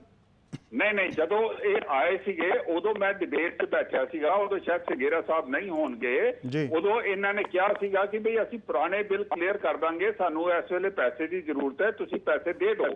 ਠੀਕ। That particular tranche of money was given to them। ਪਰ ਉਹਦੇ ਬਾਅਦ ਇਹਨਾਂ ਨੇ ਪੁਰਾਣੇ ਬਿੱਲ ਪੁਰਾਣੇ ਬਿੱਲ ਦੇ ਬਾਅਦ ਉਹਦੇ ਅਗਲੇ 2 ਸੀਜ਼ਨ ਦੇ ਵੀ ਬਿੱਲ ਨਹੀਂ ਕਲੀਅਰ ਕੀਤੇ ਨੇ। ਤੇ ਇਹ ਮੈਂ ਤੁਹਾਨੂੰ ਦੱਸ ਰਿਹਾ ਕਿ ਜਦੋਂ ਤੱਕ ਬਿੱਲ ਕਲੀਅਰ ਨਹੀਂ ਹੁੰਦੇ ਨੇ ਉਦੋਂ ਤੱਕ ਕੈਗ ਦੀ ਇਹ ਰਿਕੁਆਇਰਮੈਂਟ ਹੈਗੀ ਹੈ, ਅਕਾਊਂਟਿੰਗ ਦੀ ਰਿਕੁਆਇਰਮੈਂਟ ਹੈ, ਇਹਨਾਂ ਨੂੰ ਨੈਕਸਟ ਅਲੋਟਮੈਂਟ ਜਿਹੜੀ ਹੈ ਉਹ ਨਹੀਂ ਮਿਲ ਸਕਦੀ ਹੈ। ਮੈਂ ਸੰਘੇਰਾ ਸਾਹਿਬ ਦੇ ਥਰੂ ਇਹ ਕਹਿਣਾ ਚਾਹਾਂਗਾ ਕਿ ਇਹਨਾਂ ਨੂੰ ਜਲਦੀ ਤੋਂ ਜਲਦੀ ਆਪਣੇ ਬਿੱਲ ਕਲੀਅਰ ਕਰ ਦੇਣੇ ਚਾਹੀਦੇ ਨੇ ਕਿ ਉਹ ਪੈਸਾ ਕਿੱਥੇ ਖਰਚ ਹੋਇਆ ਇਹ ਦੱਸ ਦੇਣਾ ਚਾਹੀਦਾ ਹੈ, ਆਪਣੇ ਰਿਸੀਟਸ ਦੇ ਦੇਣੀਆਂ ਚਾਹੀਦੀਆਂ ਨੇ ਤਾਂ ਕਿ ਸੈਂਟਰ ਇਹਨਾਂ ਨੂੰ ਉਹ ਪੈਸਾ ਦੇ ਦੇ। ਉਹ ਉਹਨਾਂ ਦਾ ਪੈਸਾ ਹੈ, ਸੈਂਟਰ ਉਹਨਾਂ ਨੂੰ ਦੇਣ ਵਾਸਤੇ ਬਿਲਕੁਲ ਤਿਆਰ ਹੈ। ਠੀਕ ਹੈ ਸੰਘੇੜਾ ਸਾਹਿਬ, ਜੈਬੰਸ ਜੀ ਦੀਆਂ ਤੁਸੀਂ ਸੁਣ ਲਈ ਹੋਣੀ ਹੋ, ਉਹਨਾਂ ਦਾ ਜੋ ਤਰਕ ਹੈ, ਉਹਨਾਂ ਦਾ ਜੋ ਲੌਜਿਕ ਹੈ, ਉਹ ਕਹਿ ਰਹੇ ਕਿ ਤੁਸੀਂ ਨਹੀਂ ਦਿੰਦੇ ਬਿੱਲ ਕਲੀਅਰ ਨਹੀਂ ਕਰਦੇ, ਇਸ ਕਰਕੇ ਹੁਣ ਅਕਾਊਂਟਿੰਗ ਪ੍ਰੋਬਲਮ ਹੈਗੀ ਜਿਹੜੀ ਉਹ ਉਹਨਾਂ ਚਿਰ ਖੜੀ ਰਹੂਗੀ, ਉਹਦੇ 'ਚ ਕੋਈ ਪੋਲੀਟੀਕਲ ਐਂਗਲ ਨਾ ਫੜਿਆ ਜਾਵੇ, ਉਹ ਸਿੱਧਾ ਹਿਸਾਬ ਕਿਤਾਬ ਦੇ ਨਾਲ ਜੁੜਿਆ ਹੋਇਆ ਮਸਲਾ ਹੈ। ਕੈਗ ਦੀ ਨਹੀਂ ਕੋਈ ਪ੍ਰੋਬਲਮ ਗੁਰਪ੍ਰੀਤ ਜੀ, ਜਿਹੜਾ ਜੈਵੰਤ ਸਿੰਘ ਜੀ ਕਹਿ ਰਹੇ ਆ ਕਿ ਇਹ ਇਸ ਤਰ੍ਹਾਂ ਫਾਇਦਾ ਲੈਣਾ ਚਾਹੁੰਦੇ ਆ ਸੈਂਟਰ ਸਰਕਾਰ ਨੂੰ ਬਦਨਾਮ ਕਰਕੇ ਜਾਂ ਕਿੱਦਾਂ, ਜੇ ਇਸ ਗੱਲ ਪ੍ਰਤੀ ਕੌਨਸ਼ੀਅਸ ਆ ਸੈਂਟਰ ਗਵਰਨਮੈਂਟ ਤਾਂ ਫਿਰ ਤਾਂ ਉਹਨਾਂ ਨੂੰ ਉੜਿੱਕੇ ਨਹੀਂ ਪਾਉਣੇ ਚਾਹੀਦੇ। ਮੈਂ ਇਹ ਨਹੀਂ ਸੀ ਕਿਹਾ, ਮੈਂ ਤਾਂ ਇਹ ਕਿਹਾ ਸੀ ਕਿ ਪੋਲਿਟਿਕਸ ਤਾਂ ਆਪਣੇ ਆਪ ਹੀ ਹੋਈ ਜਾਂਦੀ ਹੈ ਜੇ ਤੁਸੀਂ ਚੰਗਾ ਕੰਮ ਕਰੋਗੇ। ਮਤਲਬ ਪੋਲਿਟਿਕਸ ਤਾਂ ਜੇ ਤੁਸੀਂ ਝੂਠ ਬੋਲ ਕੇ ਜਾਂ ਗਲਤ ਫਿਗਰ ਪੇਸ਼ ਕਰਕੇ ਕੁਝ ਕਰਨਾ ਹੈ ਉਹ ਨੈਗੇਟਿਵ ਪੋਲਿਟਿਕਸ ਹੈ, ਪਰ ਅਸੀਂ ਨੈਗੇਟਿਵ ਪੋਲਿਟਿਕਸ ਨਹੀਂ ਕਰਦੇ। ਅਸੀਂ ਤਾਂ ਲੋਕਾਂ ਲਈ ਕੰਮ ਕਰਦੇ ਹਾਂ, ਉਸ ਤੋਂ ਬਾਅਦ ਅਸੀਂ ਲੋਕਾਂ ਨੂੰ ਕਹਿੰਦੇ ਆ ਕਿ ਜੇ ਅਸੀਂ ਕੰਮ ਕੀਤੇ ਤਾਂ ਵੋਟ ਪਾਓ, ਨਹੀਂ ਤਾਂ ਨਾ ਪਾਓ। ਕਿ ਦਿੱਲੀ ਵਿੱਚ ਵੀ ਅਰਵਿੰਦ ਕੇਜਰੀਵਾਲ ਸਾਹਿਬ ਤੀਸਰੀ ਵਾਰ ਮੁੱਖ ਮੰਤਰੀ ਜਦੋਂ ਬਣਿਆ ਅਸੀਂ ਇਹੀ ਨਾਰਾ ਦਿੱਤਾ ਸੀਗਾ ਔਰ ਲੋਕਾਂ ਨੇ ਚੁਣਿਆ ਉਹਨਾਂ ਨੂੰ ਤੀਸਰੀ ਵਾਰ ਮੁੱਖ ਮੰਤਰੀ। ਨਹੀਂ ਸੋ ਜਿਹੜਾ ਇਹ ਤੁਸੀਂ ਇਸ ਗੱਲ ਤੇ ਸ਼ੋਰ ਹੋ ਸੰਘੇੜਾ ਸਾਹਿਬ ਵੀ ਬਿੱਲਸ ਦੀ ਜਿਹੜੀ ਗੱਲ ਹੈਗੀ ਉਹ ਨਹੀਂ ਇਹਦੇ 'ਚ ਮਸਲਾ, ਇਹਦਾ ਕਲੀਅਰ ਕਰ ਦਵਾਂ। ਇਹ ਆਰਡੀਐਫ ਜਿਹੜਾ ਹੈ ਨਾ ਉਹ ਬਿੱਲ ਸਾਰੇ ਸਬਮਿਟ ਕੀਤੇ ਆ। ਆਰਡੀਐਫ ਦਾ ਜਿਹੜੇ ਆਯੁਸ਼ਮਾਨ ਸਕੀਮਾਂ ਜਿਹੜੀਆਂ ਦੂਸਰੀਆਂ ਕਿ ਉਹਨਾਂ ਨਾਲੋਂ ਫਰਕ ਹੈ। ਜਿਸ ਤਰ੍ਹਾਂ ਇੱਕ ਬਿੱਲ ਦੇ ਵਿੱਚ ਆਪਾਂ ਕਿਸੇ ਜਗ੍ਹਾ ਤੋਂ ਫ੍ਰਿਜ ਖਰੀਦਦੇ ਆ, ਉਹਦੇ ਨਾਲ ਸੇਲ ਟੈਕਸ ਲੱਗ ਜਾਂਦਾ ਆ, ਉਹਦੇ ਨਾਲ ਫਿਰ ਜਿਹੜੀ ਜੇ ਘਰ ਤੱਕ ਉਹ ਪਹੁੰਚਾਉਣੀ ਆ ਉਹਦਾ ਖਰਚਾ ਜਿਹੜਾ ਆ ਟਰਾਂਸਪੋਰਟੇਸ਼ਨ ਦਾ ਲੱਗ ਜਾਂਦਾ ਆ, ਹੋਰ ਜਿਹੜੇ ਸਾਰੇ ਖਰਚੇ ਲੱਗ ਕੇ ਇੱਕ ਬਿੱਲ ਬਣ ਜਾਂਦਾ ਆ। ਇਸ ਤਰ੍ਹਾਂ ਜਿਹੜੀ ਸੈਂਟਰ ਗਵਰਨਮੈਂਟ ਪੂਲ 'ਚ ਉਹਨਾਂ ਨੇ ਪੈਡੀ ਖਰੀਦੀ ਆ ਜਾਂ ਝੋਨਾ ਗਿਆ ਜਾਂ ਕਣਕ ਖਰੀਦੀ ਆ ਕੇਂਦਰ ਸਰਕਾਰ ਵੱਲੋਂ ਪੀਡੀਐਸ ਸਿਸਟਮ ਲਈ, ਉਹਦੇ ਵਿੱਚ ਜਿਹੜੀ ਬੋਲੀ ਤੇ ਜਿਸ ਭਾਅ ਤੇ ਵਿਕੀ ਆ ਉਹਦੀ ਕੀਮਤ ਨਾਲ ਮਾਰਕੀਟ ਫੀਸ ਨਾਲ ਆਰਡੀਐਫ ਨਾਲ ਉਹਦੀ ਸਫਾਈ ਦਾ ਖਰਚਾ ਨਾਲ ਉਹਦੀ ਸਟਿਚਿੰਗ ਦਾ ਖਰਚਾ ਕੁਛ ਇਸ ਤਰ੍ਹਾਂ ਦੇ ਨਾਲ ਉਹਦੇ ਗੋਦਾਮ ਤੱਕ ਜਿਹੜੀ ਢੋਆ-ਢੁਆਈ ਉਹਦਾ ਖਰਚਾ, ਇਹ ਸਾਰੇ ਖਰਚੇ ਪੈ ਕੇ ਇੱਕ ਬਿੱਲ ਬਣ ਜਾਂਦਾ ਆ। ਉਹ ਬਿੱਲ ਅਸੀਂ ਕੇਂਦਰ ਸਰਕਾਰ ਨੂੰ ਨਾਲੋਂ ਨਾਲ ਸਬਮਿਟ ਹੁੰਦੇ ਆ ਔਰ ਇਹਦੀ ਅਦਾਇਗੀ ਕੇਂਦਰ ਸਰਕਾਰ ਨੇ ਐਫਸੀਆਈ ਰਾਹੀਂ ਜਾਂ ਖਰੀਦ ਏਜੰਸੀਆਂ ਰਾਹੀਂ 72 ਘੰਟੇ ਦੇ ਵਿੱਚ ਕਰਨੀ ਹੁੰਦੀ ਆ Punjab agricultural produce market act ਦੇ ਅਨੁਸਾਰ। ਤੇ ਉਹ ਬਿੱਲ ਵੀ ਨਾਲੋਂ ਨਾਲ ਪੇਸ਼ ਹੁੰਦੇ ਆ ਸਾਰੇ ਔਰ ਉਹਨਾਂ ਬਿੱਲਾਂ ਦੇ ਵਿੱਚੋਂ ਇਹਨਾਂ ਨੇ ਜਿਹੜਾ ਆਰਡੀਐਫ ਦਾ ਕਾਲਮ ਸੀਗਾ ਉਹ ਖਰਚੇ ਕੱਟ ਦਿੱਤੇ ਆ। ਆਰਡੀਐਫ ਵੀ ਜਿਹੜਾ ਇੱਕ ਤਰ੍ਹਾਂ ਨਾਲ ਇਹ ਖਰੀਦਦਾਰ ਨੂੰ ਖਰਚਾ ਹੀ ਪੈ ਜਾਂਦਾ ਨਾ, ਜੀ ਚਾਹੇ ਉਹ ਕੋਈ ਪ੍ਰਾਈਵੇਟ ਵੀ ਖਰੀਦੇ। ਜਿਸ ਤਰ੍ਹਾਂ ਤੁਸੀਂ ਕਣਕ ਖਰੀਦੋ ਨਾ ਗੁਰਪ੍ਰੀਤ, ਆਪਾਂ ਪ੍ਰਾਈਵੇਟ ਮਿਲ ਕਣਕ ਖਰੀਦੀ ਆ ਉਹਨੂੰ ਵੀ ਇਦਾਂ ਹੀ ਖਰਚੇ ਪੈਂਦੇ। ਸੇਮ ਬਿੱਲ ਜਿਹੜਾ ਆ ਉਹ ਐਫਸੀਆਈ ਨੂੰ ਜਾਂਦਾ ਆ ਕੇਂਦਰ ਸਰਕਾਰ ਦੇ ਬਿਹਾਫ ਤੇ ਉਹਦੀ ਪੇਮੈਂਟ ਹੁੰਦੀ ਆ। ਇਹਨਾਂ ਨੇ ਉਹਦੇ ਵਿੱਚੋਂ ਆਰਡੀਐਫ ਦਾ ਅਲੱਗ ਟੋਟਲ ਕਰਕੇ ਉਹਨੂੰ ਮਾਈਨਸ ਕਰਕੇ ਬਾਕੀ ਅਦਾਇਗੀਆਂ ਕਰਤੀਆਂ, ਆਰਡੀਐਫ ਨੂੰ ਰੋਕ ਲਿਆ। ਠੀਕ ਹੈ, ਚਲੋ ਮੈਂ ਆ ਰਿਹਾ ਸੰਘੇੜਾ ਸਾਹਿਬ ਇੱਕ ਬ੍ਰੇਕ ਲੈਣਾ, ਉਸ ਤੋਂ ਪਹਿਲਾਂ ਕੁਝ ਕਾਲਰ ਨੇ ਮੈਂ ਉਹ ਐਡ ਜ਼ਰੂਰ ਕਰ ਲਾਂ। ਜੀ ਕੌਣ ਬੋਲ ਰਹੇ ਹੋ, ਕਿੱਥੋਂ ਬੋਲ ਰਹੇ ਹੋ ਸਰ? ਮੈਂ ਸਰ ਬਲਵੀਰ ਸਿੰਘ ਬੋਲ ਰਿਹਾ ਜੀ ਮੋਹਾਲੀ ਤੋਂ। ਜੀ ਬਲਬੀਰ ਜੀ। ਸਰ ਗੱਲ ਇਹ ਹੈ ਜਿਹੜੇ ਆਲਰੇਡੀ ਪ੍ਰਾਇਮਰੀ ਹੈਲਥ ਸੈਂਟਰ ਜਾਂ ਹਸਪੀਟਲ ਬਣੇ ਹੋਏ ਸੀ ਜੀ, ਉਹਨਾਂ ਤੇ ਭਗਵੰਤ ਮਾਨ ਦੀ ਫੋਟੋ ਲਾ ਕੇ ਜਾਂ ਮਹੱਲਾ ਕਲੀਨਿਕ ਲਿਖ ਕੇ ਉੱਥੇ ਤਾਂ ਸਰ ਜੇ 4 ਡਾਕਟਰ ਸੀ ਇੱਕ ਡਾਕਟਰ ਬਿਠਾਤਾ, ਉਹ ਵੀ ਅਨਟ੍ਰੇਨਡ ਡਾਕਟਰ ਬਿਠਾ ਦਿੱਤੇ, ਠੇਕੇ ਤੇ ਰੱਖ ਦਿੱਤੇ। ਸਰ ਇਹ ਜਿਹੜਾ ਹੈਗਾ ਪੰਜਾਬ ਲਈ ਇਹਨਾਂ ਦਾ ਬੈਨੀਫਿਟ ਇਹਨਾਂ ਨੂੰ ਨਹੀਂ ਮਿਲਣਾ। ਦਿੱਲੀ 'ਚ ਕਾਮਯਾਬ ਨੇ, ਇੱਥੇ ਤਾਂ ਸਰ ਉਲਟਾ ਨੁਕਸਾਨ ਹੋ ਰਿਹਾ, ਪਬਲਿਕ ਇਹਨਾਂ ਦੇ ਅਗੇਂਸਟ ਹੋਈ ਹੈ। ਰਹੀ ਗੱਲ ਇਹ ਉਹਨਾਂ ਨੇ ਸਰਕਾਰ ਨੇ ਪੈਸਾ ਭੇਜਿਆ ਆਯੁਸ਼ਮਾਨ ਲਈ, ਇਹਨਾਂ ਨੇ ਦੂਸਰੇ ਮਿਸਯੂਜ਼ ਕਰ ਲਿਆ, ਪਹਿਲੇ ਦੂਜੀਆਂ ਸਰਕਾਰਾਂ ਕਰਦੀਆਂ ਆਈਆਂ ਨੇ। ਪਰ ਕਾਰਨ ਇਹ ਹੈ ਕੁਝ ਪੋਲਿਟਿਕਸ ਬੀਜੇਪੀ ਵੀ ਕਰ ਰਹੀ ਹੈ, ਦੂਜੇ ਫੰਡ ਰੋਕਣ ਦਾ ਤਾਂ ਕਾਰਨ ਹੀ ਨਹੀਂ ਬਣਦਾ। ਇਸ ਸਮੇਂ ਸਹਿਯੋਗ ਦੀ ਲੋੜ ਹੈ ਵੀ ਇਹ ਪਹਿਲਾਂ ਹੀ ਕਰਜ਼ਾਈ ਹੈ ਸੂਬਾ, ਇਸ ਨੂੰ ਜਾਣਬੁੱਝ ਕੇ ਵੀ ਪਰੇਸ਼ਾਨ ਕੀਤਾ ਜਾ ਰਿਹਾ ਹੈ। ਪਰ ਅਸੀਂ ਇੰਨਾ ਦਿਲ ਖੋਲ ਕੇ ਵੋਟਾਂ ਪਾਈਆਂ ਸੀ, 92 ਇਹਦੇ ਐਮਐਲਏ ਬਣਾਏ ਸੀ ਵੀ ਸਾਨੂੰ ਕੋਈ ਬਦਲਾਅ ਮਿਲੂਗਾ। ਸਾਨੂੰ ਬਦਲਾਅ ਤੇ ਕੋਈ ਮਿਲਿਆ ਨਹੀਂ ਸਰ। ਪੰਜਾਬੀ ਇਸ ਸਮੇਂ ਬਹੁਤ ਬੁਰੀ ਤਰ੍ਹਾਂ ਫਸਿਆ ਮਹਿਸੂਸ ਕਰਦਾ ਹੈ, ਲੁੱਟਿਆ ਮਹਿਸੂਸ ਕਰਦਾ ਹੈ। ਉਸ ਨੂੰ ਕਿਸੇ ਪਾਸੇ ਵੀ ਕੁਝ ਵੀ ਨਹੀਂ ਮਿਲ ਰਿਹਾ। ਸੋਚਿਆ ਸੀ ਵੀ ਅਕਾਲੀਆਂ ਤੇ ਕਾਂਗਰਸੀਆਂ ਨੂੰ ਛੱਡ ਕੇ ਇਹਨਾਂ ਨੂੰ ਆਪ ਵਾਲਿਆਂ ਨੂੰ ਵੋਟ ਪਾ ਕੇ ਅਸੀਂ ਸੁਖੀ ਹੋ ਜਾਾਂਗੇ ਸਰ। ਹੁਣ ਇਹਨਾਂ ਦਾ ਦਿੱਲੀ ਵਿੱਚ ਆਪਸ ਵਿੱਚ ਸੀ ਜੋ ਚੱਲ ਰਿਹਾ, ਸਿੰਘ ਫਸੇ ਸੀ, ਉਹ ਪੰਜਾਬੀ ਫਸ ਗਏ। ਇਹ ਤਾਂ ਹੁਣ ਇਹਨਾਂ ਦਾ ਰੱਬ ਹੀ ਰੱਖਾ ਹੈ ਜਿਹੜਾ ਇਹ। ਬਹੁਤ ਸ਼ੁਕਰੀਆ ਤੁਹਾਡਾ, ਬਹੁਤ ਸ਼ੁਕਰੀਆ ਆਪਣੀ ਰਾਏ ਰੱਖਣ ਦੇ ਲਈ। ਸਵਾਲ ਤੁਹਾਡਾ ਮੈਂ ਲੈਣਾ ਸੰਘੇੜਾ ਸਾਹਿਬ ਤੋਂ ਵੀ, ਜੈ ਬੰਸ ਜੀ ਤੋਂ ਵੀ। ਉਸ ਤੋਂ ਪਹਿਲਾਂ ਇੱਕ ਕਾਲਰ ਹੋਰ ਨੇ ਜੀ। ਕੌਣ ਬੋਲ ਰਹੇ ਹੋ, ਕਿੱਥੋਂ ਬੋਲ ਰਹੇ ਹੋ ਸਰ? ਹੈਲੋ, ਹਾਂਜੀ ਹਾਂਜੀ, ਸਤਿ ਸ਼੍ਰੀ ਅਕਾਲ ਜੀ। ਜੀ ਸਤਿ ਸ਼੍ਰੀ ਅਕਾਲ। ਮੈਂ ਡੇਲੀ ਪੋਸਟ ਪੰਜਾਬ ਦਾ ਸਵਾਗਤ ਕਰਦਾ ਜੀ। ਜੀ ਹਾਂਜੀ ਸਰ, ਗੱਲ ਇਹ ਆ ਵੀ ਸਹੀ ਤਰੀਕੇ ਨਾਲ ਅਸੀਂ ਜਿਹੜੇ ਫੰਡੇ ਯੂਜ਼ ਨਹੀਂ ਕਰ ਰਹੇ, ਕਿਉਂਕਿ ਮੈਂ ਖੁਦ ਇਸ ਮਤਲਬ ਆਮ ਆਦਮੀ ਨਾਲ ਜੁੜਿਆ ਹੋਇਆ ਬੰਦਾ ਹਾਂ। ਤੇ ਸਾਡੇ ਪਿੰਡ ਦੇ ਵਿੱਚ 4 ਡਾਕਟਰਾਂ ਦੀ ਬਜਾਏ ਇੱਕ ਡਾਕਟਰ ਵੀ ਹੈ ਨਹੀਂ। ਉੱਥੇ ਕੇਂਦਰੀ ਸੁਵਿਧਾ ਬਣਿਆ ਸੀ ਸੈਂਟਰ, ਉੱਥੇ ਆਮ ਆਦਮੀ ਪਾਰਟੀ ਦੇ ਸਰ ਲਾਏ ਗਏ ਆ ਬੈਨਰ। ਮੈਂ ਉਸ ਸਟੇਜ ਤੋਂ ਬੋਲਿਆ ਜਿੱਥੋਂ ਕਿ ਸਰਦਾਰ ਪ੍ਰਕਾਸ਼ ਸਿੰਘ ਜੀ ਬਾਦਲ 25 ਸਾਲ ਰਾਜ ਕਰ ਗਿਆ, ਲੰਬੀ ਤੋਂ ਬੋਲ ਰਿਹਾ ਜੀ ਮੈਂ। ਪਰ ਇਹ ਸਹੀ ਵਰਤੋਂ ਨਹੀਂ ਕਰ ਰਹੇ। ਠੀਕ ਹੈ, ਬਹੁਤ ਬਹੁਤ ਸ਼ੁਕਰੀਆ ਤੁਹਾਡਾ। ਸਹੀ ਵਰਤੋਂ ਨਹੀਂ ਹੋ ਰਹੀ, ਠੀਕ ਹੈ। ਇੱਕ ਹੋਰ ਕਾਲਰ ਨੇ ਜੀ। ਕੌਣ ਬੋਲ ਰਹੇ ਹੋ, ਕਿੱਥੋਂ ਬੋਲ ਰਹੇ ਹੋ? ਹੈਲੋ ਜੀ ਜੀ, ਹਾਂਜੀ ਹਾਂਜੀ ਸਰ, ਫਤਿਹਗੜ੍ਹ ਸਾਹਿਬ ਤੋਂ ਸਰ। ਜੀ ਜੀ ਬੋਲੋ। ਹਾਂਜੀ ਸਰ, ਮੈਂ ਕਿਹਾ ਮੇਰੀ ਬੇਨਤੀ ਆ ਵੀ ਜਿਵੇਂ ਪਹਿਲਾਂ ਸਰਕਾਰਾਂ ਨੂੰ ਇਹ ਮੋਦੀ ਸਰਕਾਰ ਇਹ ਦਿੰਦੀ ਰਹੀ ਆ ਸਾਰਾ ਇਹ ਕੁਛ, ਇਹ ਮਾਨ ਸਾਹਿਬ ਨੂੰ ਵੀ ਇਹਨਾਂ ਨੂੰ ਦੇਣਾ ਚਾਹੀਦਾ। ਇਮਾਨਦਾਰ ਸਰਕਾਰ ਆਈ ਆ ਹੁਣੇ, ਹੁਣ 40 ਸਾਲ ਤੋਂ ਪਹਿਲਾਂ, ਯਾਨੀ 40 ਸਾਲ ਦੇ ਵਿੱਚ ਇੱਕੋ ਸਰਕਾਰ ਆਈ ਆ ਸਾਡੇ ਕੋਲ। ਠੀਕ ਹੈ, ਬਹੁਤ ਇਹਨਾਂ ਨੂੰ ਸ਼ੁਕਰੀਆ, ਸਾਰਾ ਬਹੁਤ ਸ਼ੁਕਰੀਆ ਤੁਹਾਡਾ ਆਪਣੀ ਰਾਏ ਰੱਖਣ ਦੇ ਲਈ। ਲਗਾਤਾਰ ਚਰਚਾ ਫੰਡਾਂ ਦੇ ਲਈ ਜਿਹੜੇ ਆਪਸ ਦੇ ਵਿੱਚ ਤਕਰਾਰ, ਆਪਸ ਦੇ ਵਿੱਚ ਜਿਹੜਾ ਇੱਕ ਦੂਜੇ ਨੂੰ ਲੈ ਕੇ ਖਿੱਚੋਤਾਣ ਚੱਲ ਰਹੀ ਹੈ, ਉਸੇ ਤੇ ਜੈਬੰਸ ਸਿੰਘ ਭਾਰਤੀ ਜਨਤਾ ਪਾਰਟੀ ਤੋਂ, ਜਗਤਾਰ ਸਿੰਘ ਸੰਘੇੜਾ ਆਮ ਆਦਮੀ ਪਾਰਟੀ ਤੋਂ ਲਗਾਤਾਰ ਜੁੜੇ ਹੋਏ। ਤੁਸੀਂ ਆਪਣੀ ਰਾਏ ਰੱਖ ਸਕਦੇ ਹੋ। ਕਾਲਰਸ ਜਿਹੜੇ ਆ ਉਹ ਵੀ ਇੱਕ ਜਿਹੜੇ ਬ੍ਰੇਕ ਤੋਂ ਪਹਿਲਾਂ ਕੁਝ ਕਾਲਰਸ ਜਿਨ੍ਹਾਂ ਨੇ ਸਵਾਲ ਕੀਤੇ ਸੀ। ਸੰਘੇੜਾ ਸਾਹਿਬ, ਇੱਕ ਕਾਲਰ ਤੁਸੀਂ ਵੀ ਸੁਣਿਆ ਹੋਣਾ ਜਿਹੜੇ ਕਹਿ ਰਹੇ ਸੀਗੇ ਕਿ ਪੰਜਾਬ ਦੇ ਵਿੱਚ ਮੁਹੱਲਾ ਕਲੀਨਿਕਾਂ ਦੀ ਜ਼ਰੂਰਤ ਨਹੀਂ ਸੀਗੀ ਜਦੋਂ PHCs ਹੈਗੇ ਸੀ ਪੰਜਾਬ 'ਚ। ਮਤਲਬ ਦਿੱਲੀ ਦੇ ਲਈ ਇਹ ਇਸ ਕਰਕੇ ਸ਼ਾਇਦ ਜ਼ਰੂਰੀ ਸੀ ਕਿਉਂਕਿ ਦਿੱਲੀ ਦੇ ਵਿੱਚ ਜਿਹੜਾ ਸਲਮ ਏਰੀਆ ਹੈ ਜਾਂ ਜਿਹੜਾ ਗੁਰਬਤ ਹੈ, ਗਰੀਬੀ ਹੈ, ਉਹ ਕਿਤੇ ਕਿਤੇ ਬਹੁਤ ਜ਼ਿਆਦਾ ਹੈ। ਉਹਨਾਂ ਲੋਕਾਂ ਦੇ ਕੋਲ ਪ੍ਰਾਈਵੇਟ ਕਲੀਨਿਕਸ ਦੇ ਵਿੱਚ ਜਾਣ ਦੇ ਪੈਸੇ ਨਹੀਂ ਹੈ ਤੇ ਜਿਹੜੇ ਸਰਕਾਰੀ ਹਸਪੀਟਲਸ ਨੇ ਦਿੱਲੀ ਦੇ ਵਿੱਚ ਉਹ ਬਹੁਤ ਥੋੜ੍ਹੇ ਹੈ। ਉਹ ਇੰਨੀ ਜਿਹੜੀ ਕਰਾਊਡ ਹੈਗਾ ਇੰਨਾ ਜਾਂ ਇੰਨੀ ਜਿਹੜੀ ਪੋਪੂਲੇਸ਼ਨ ਉਹਨੂੰ ਕੇਟਰ ਨਹੀਂ ਕਰ ਸਕਦੇ ਸਾਰੇ ਉਹ। ਪਰ ਪੰਜਾਬ ਦੇ ਵਿੱਚ ਪ੍ਰਾਇਮਰੀ ਹੈਲਥ ਸੈਂਟਰ ਸੀਗੇ, ਡਿਸਪੈਂਸਰੀਆਂ ਸੀਗੀਆਂ। ਪੰਜਾਬ ਦੇ ਵਿੱਚ ਲੋੜ ਸੀ ਤਾਂ ਇਹ ਸੀ ਕਿ ਜਿਹੜੇ ਡਿਸਟ੍ਰਿਕਟ ਹਸਪੀਟਲਸ ਨੇ ਉਹਨਾਂ ਨੂੰ ਬਿਲਕੁਲ ਐਡਵਾਂਸ ਕੀਤਾ ਜਾਵੇ, ਉਹਨਾਂ ਨੂੰ ਉਹ ਉਪਕਰਨ ਸਾਜ਼ੋ ਸਮਾਨ ਮੁਹੱਈਆ ਕਰਾਇਆ ਜਾਵੇ ਜਿਹੜਾ ਫਿਰ ਜਾ ਕੇ PGI ਮਿਲਦਾ ਜਾਂ ਫਿਰ DMC ਮਿਲਦਾ। ਹੁੰਦਾ ਕੀ ਹੈ ਕਿ ਜੇ ਮਾਨਸਾ ਤੇ ਬਠਿੰਡਾ ਦੇ ਵਿੱਚ ਕੋਈ ਮੇਜਰ ਕੋਈ ਐਕਸੀਡੈਂਟ ਹੁੰਦਾ ਜਾਂ ਕੋਈ ਚੀਜ਼ ਮੇਜਰ ਟਰਾਮੈਟਿਕ ਕੰਡੀਸ਼ਨ ਕਿਸੇ ਦੀ ਆਉਂਦੀ ਹੈ, ਤੁਹਾਨੂੰ ਭੱਜਣਾ ਪੈਂਦਾ ਲੁਧਿਆਣਾ ਜਾਂ ਪਟਿਆਲਾ ਦਿੱਲੀ ਨੇੜੇ, ਕਿਉਂਕਿ ਨੇੜੇ ਤੇੜੇ ਫਿਰ ਉਸ ਤਰ੍ਹਾਂ ਦੀ ਫੈਸਿਲਿਟੀ ਨਹੀਂ ਹੈ। ਗੁਰਪ੍ਰੀਤ ਸਿੰਘ ਜੀ, ਜਿਹੜੇ ਆਮ ਆਦਮੀ ਕਲੀਨਿਕ ਖੋਲ੍ਹੇ ਗਏ ਆ ਨਾ ਜੀ, ਇਹਨਾਂ ਦੀ ਇੱਕ ਆਪਣੀ ਸਪੇਸ ਹੈ। ਇਹ ਕੋਈ ਪ੍ਰਾਇਮਰੀ ਹੈਲਥ ਸੈਂਟਰ ਜਿਹੜੇ ਆ ਉਹਨਾਂ ਨੂੰ ਰਿਪਲੇਸ ਨਹੀਂ ਕੀਤਾ ਗਿਆ। ਇਹ ਵੱਖਰੀ ਗੱਲ ਆ ਕਿ ਕਿਸੇ ਜਗ੍ਹਾ ਤੇ ਇਸ ਤਰ੍ਹਾਂ ਵੀ ਹੋ ਸਕਦਾ ਆ, ਬਟ ਇਹ ਇੱਕ ਜਿਹੜਾ ਪ੍ਰੈਜ਼ੈਂਟ ਸਿਸਟਮ ਸੀਗਾ ਹੈਲਥ ਸਿਸਟਮ, ਉਹਦੇ ਚ ਇਨ ਐਡੀਸ਼ਨ ਟੂ ਦੈਟ ਇਹ ਜਿਹੜੇ ਆ ਮੁਹੱਲਾ ਕਲੀਨਿਕਸ, ਆਮ ਆਦਮੀ ਕਲੀਨਿਕ ਜਿਹੜੇ ਆ ਇਹ ਖੋਲ੍ਹੇ ਗਏ ਆ ਔਰ ਇਹਦਾ ਲੱਖਾਂ ਲੋਕਾਂ ਨੇ ਲਾਭ ਉਠਾਇਆ ਆ। ਡੇਟਾ ਬੋਲਦਾ ਹੈ ਪੰਜਾਬ ਸਰਕਾਰ ਦਾ। ਬਾਕੀ ਜਿਹੜਾ ਕੁਝ ਕਾਲਰਸ ਦੱਸ ਰਹੇ ਸੀਗੇ, ਠੀਕ ਆ, ਇਹ ਫੀਡਬੈਕ ਤਾਂ ਪਬਲਿਕ ਚ ਆਉਂਦਾ ਹੀ ਆ ਨਾ, ਕਿੱਥੇ ਕੀ ਪ੍ਰੋਬਲਮ ਆ ਉਹਨੂੰ ਸੁਧਾਰਿਆ ਜਾ ਸਕਦਾ ਆ, ਕਿਤੇ ਕੋਈ ਡਾਕਟਰ ਦੀ ਕਮੀ ਆ, ਕਿਤੇ ਹੋਰ ਕਮੀਆਂ ਪੇਸ਼ੀਆਂ ਵੀ ਰਹਿ ਸਕਦੀਆਂ। ਆਪਣੇ ਆਪਣੇ ਵਿਚਾਰ ਹੁੰਦੇ ਆ ਪਬਲਿਕ ਦੇ ਵੀ ਸਾਰਿਆਂ ਦੇ। ਪਰ ਇਹ ਜਿਹੜਾ ਆ ਇਹਦੇ ਬਹੁਤ ਲੋਕਾਂ ਨੂੰ ਫਾਇਦਾ ਹੋਇਆ ਆ। ਅਸੀਂ ਪਿੰਡਾਂ 'ਚ ਰੈਗੂਲਰਲੀ ਜਾਂਦੇ ਆ, ਤੁਸੀਂ ਵੀ ਗਰਾਊਂਡ ਲੈਵਲ ਤੱਕ, ਗਰਾਊਂਡ ਜ਼ੀਰੋ ਤੱਕ ਜਾਂਦੇ ਹੋ, ਸਾਰਾ ਕੁਝ ਦੇਖਦੇ ਹੋ। ਬਹੁਤ ਲੋਕ ਨੇ ਜਿਨ੍ਹਾਂ ਨੂੰ ਛੋਟੀ ਛੋਟੀ ਬਿਮਾਰੀ ਪਿੱਛੇ ਪ੍ਰਾਈਵੇਟ ਹਸਪੀਟਲ 'ਚ ਜਾਣਾ ਪੈਂਦਾ ਸੀ ਤੇ ਬਹੁਤ ਜ਼ਿਆਦਾ ਪੈਸੇ ਖਰਚ ਹੁੰਦੇ ਸੀਗੇ। ਔਰ ਇਹਨਾਂ ਕਲੀਨਿਕਸ ਦੇ ਵਿੱਚ ਸਾਰਾ ਕੁਝ ਹੀ ਮੁਫਤ ਹੈ, ਦਵਾਈਆਂ ਤੋਂ ਲੈ ਕੇ ਟੈਸਟ ਤੱਕ ਸਾਰਾ ਕੁਝ ਹੀ ਫ੍ਰੀ ਹੈ। ਜੇ ਕਿਤੇ ਕੋਈ ਘੱਟ ਸਹੂਲਤ ਰਹਿ ਗਈ ਆ, ਉਹ ਕਿਤੇ ਵੀ ਕੋਈ ਪ੍ਰੋਬਲਮ ਆਉਂਦੀ ਹੈ ਸਰਕਾਰੀ ਸਿਸਟਮ 'ਚ, ਉਹਦਾ ਹੱਲ ਹੋ ਜਾਂਦਾ ਆ।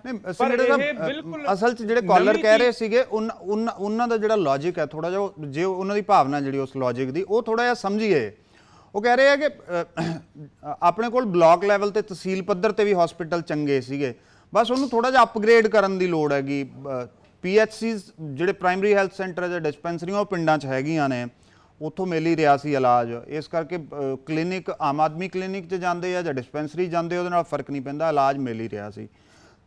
ਲੋੜ ਇਹ ਜ਼ਰੂਰ ਸੀਗੀ ਕਿ ਜਿਹੜੇ ਇੱਕ ਤਾਂ ਤਹਿਸੀਲ ਪੱਧਰ ਤੇ ਹਸਪੀਟਲਸ ਆ ਗਏ, ਜਿਹੜਾ ਇੱਕ ਵੱਡਾ ਸ਼ਹਿਰ ਪੈਂਦਾ ਸਾਰੇ ਵਿਧਾਨ ਸਭਾ ਹਲਕੇ ਨੂੰ, ਇੱਕ ਉਹ ਹਸਪੀਟਲਸ, ਔਰ ਉਸ ਤੋਂ ਬਾਅਦ ਕਿਉਂਕਿ ਇਸ ਤਰ੍ਹਾਂ ਦੇ ਹਸਪੀਟਲ ਤੁਸੀਂ ਅੱਜ ਵੀ ਦੇਖ ਲਓ ਪੰਜਾਬ ਦੇ ਵਿੱਚ ਕਈ ਡਿਸਟ੍ਰਿਕਟ ਹਸਪੀਟਲਸ ਨੇ ਜਿੱਥੇ ਐਕਸ-ਰੇ ਮਸ਼ੀਨਾਂ ਤੱਕ ਨਹੀਂ ਕੰਮ ਕਰਦੀਆਂ ਗਈਆਂ ਪ੍ਰੋਪਰਲੀ, ਤਾਂ ਉਹਨੂੰ ਥੋੜਾ ਸੁਧਾਰਨ ਦੀ ਲੋੜ ਹੈਗੀ ਜਿਹੜੀ ਉਹ ਵੀ ਸੀ। ਸੰਘੇੜਾ ਸਾਹਿਬ, ਫਿਰ ਮੈਂ ਇਹੀ ਸਵਾਲ ਜੈਵੰਸ਼ ਜੀ ਤੋਂ ਲੈ ਉਧਰਲੇ ਪਾਸੇ ਗੁਰਪ੍ਰੀਤ ਜੀ ਕੰਮ ਚੱਲ ਰਿਹਾ ਹੈ। ਮੈਂ ਜਿਹੜੀ ਆਪਣੇ ਕਹਿ ਰਿਹਾ ਸੀਗਾ, ਮੈਂ ਉਹੀ ਕਹਿ ਰਿਹਾ ਸੀ ਕਿ ਇਹ ਉਹਨਾਂ ਨੂੰ ਰਿਪਲੇਸ ਨਹੀਂ ਕੀਤਾ ਗਿਆ। ਜਿਸ ਤਰ੍ਹਾਂ ਪ੍ਰਾਇਮਰੀ ਹੈਲਥ ਸੈਂਟਰ ਵੀ ਜਿਹੜੇ ਆ ਨਾ, ਉਹਨਾਂ ਦੀ ਗਿਣਤੀ ਉਨੀ ਨਹੀਂ ਸੀਗੀ। ਇਹ ਹੁਣ ਬਹੁਤ ਈਜ਼ੀ ਐਕਸੈਸ ਜਿਹੜੀ ਹੈ ਹਰ ਇੱਕ ਪਿੰਡ 'ਚ ਹੋਏਗਾ, ਸ਼ਹਿਰ ਦੇ ਹਰ ਇੱਕ ਪਾਸੇ ਹੋਏਗਾ, ਜਿਹਦੇ ਨਾਲ ਲੋਕਾਂ ਨੂੰ ਸਧਾਰਨ ਬਿਮਾਰੀਆਂ, ਛੋਟੀਆਂ-ਮੋਟੀਆਂ ਬਿਮਾਰੀਆਂ ਪਿੱਛੇ ਬਹੁਤ ਹੀ ਦੂਰ ਤੱਕ ਨਹੀਂ ਜਾਣਾ ਪੈਂਦਾ, ਨਹੀਂ ਤਾਂ ਸ਼ਹਿਰ ਤੱਕ ਹੀ ਜਾਣਾ ਪੈਂਦਾ ਸੀਗਾ। ਉਹ ਦੂਸਰੇ ਸਿਸਟਮ 'ਚ ਵੱਡੇ ਹਸਪੀਟਲ ਜਾਂ ਜਿਹੜੇ ਜ਼ਿਲ੍ਹਾ ਲੈਵਲ ਤੇ ਆ ਜਾਂ ਤਹਿਸੀਲ ਲੈਵਲ ਤੇ ਆ, ਉਹਨਾਂ ਨੂੰ ਵੀ ਅਪਗ੍ਰੇਡ ਕਰਨ ਦਾ ਤੇ ਉਹਨਾਂ ਦੀ ਜਿਹੜੀ ਬੈਟਰਮੈਂਟ ਦਾ ਸਾਰਾ ਕੁਝ ਪੈਰਲਲ ਚੱਲ ਰਿਹਾ ਆ, ਉਹ ਵੀ ਕੀਤੇ ਜਾਣੇ ਆ। ਇਹ ਦੂਸਰੇ ਸਿਸਟਮ ਨੂੰ ਰਿਪਲੇਸ ਨਹੀਂ ਕੀਤਾ ਗਿਆ। ਉਹ ਸਹਿਮਤ ਹਾਂ ਮੈਂ ਤੁਹਾਡੇ ਨਾਲ ਕਿ ਕਈ ਥਾਵਾਂ ਤੇ ਅਜੇ ਬਹੁਤ ਕੰਮ ਕਰਨ ਦੀ ਲੋੜ ਹੈ, ਔਰ ਉਹ ਕੀਤਾ ਜਾ ਰਿਹਾ ਹੈ ਪਾਰਟੀ ਦੇ ਏਜੰਡੇ 'ਚ, ਸਰਕਾਰ ਦੇ ਏਜੰਡੇ 'ਚ। ਸਰਕਾਰ ਉਧਰਲੇ ਪਾਸੇ ਵੀ ਧਿਆਨ ਦੇਵੇਗੀ। ਪਰ ਜਿਹੜੀ ਮੁਹੱਲਾ ਕਲੀਨਿਕ ਵਾਲੀ ਗੱਲ ਹੈ, ਜੋ ਆਮ ਆਦਮੀ ਕਲੀਨਿਕ ਵਾਲੀ ਗੱਲ ਹੈ, ਇਹਨੇ ਆਪਣਾ ਹੀ ਅਸਰ ਛੱਡਿਆ ਹੈਗਾ ਲੋਕਾਂ ਤੇ।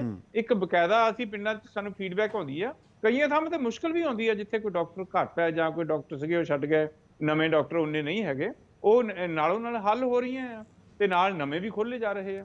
ਸੋ ਉਹਦੇ ਵਿੱਚ ਠੀਕ ਹੈ। ਸੰਘੇੜਾ ਸਾਹਿਬ ਮੈਂ ਆ ਰਿਹਾ ਜੈਵੰਸ਼ ਜੀ ਤੋਂ ਇਸੇ ਤੇ ਰਿਐਕਸ਼ਨ ਲੈ ਲਾਂ ਜੀ। ਜੈਵੰਸ਼ ਜੀ, ਕਾਲਰ ਜਿਹੜੇ ਕਹਿ ਰਹੇ ਸੀਗੇ, ਤੁਸੀਂ ਵੀ ਉਹਨਾਂ ਦੀ ਗੱਲ ਸੁਣੀ ਹੋਣੀ, ਉਹਨਾਂ ਨੇ ਕਿਹਾ ਕਿ ਜਿਹੜਾ ਆਮ ਆਦਮੀ ਕਲੀਨਿਕ ਤੋਂ ਜਿਹੜਾ ਕੋਈ ਖਾਸ ਉਹ ਨਹੀਂ ਹੋਇਆ। ਹਾਲਾਂਕਿ ਸੰਘੇੜਾ ਸਾਹਿਬ ਕਹਿ ਰਹੇ ਕਿ ਇਹਨਾਂ ਦੀ ਆਪਣੀ ਇੱਕ ਸਪੇਸ ਹੈ, ਇਹਨਾਂ ਨੇ ਆਪਣਾ ਜਿਹੜਾ ਜਿਸ ਮੰਤਵ ਦੇ ਨਾਲ ਖੋਲੇ ਗਏ ਸੀ ਉਹ ਪੂਰਾ ਕਰ ਰਹੇ ਹੈ ਜਾਂ ਕੀਤਾ ਹੈ।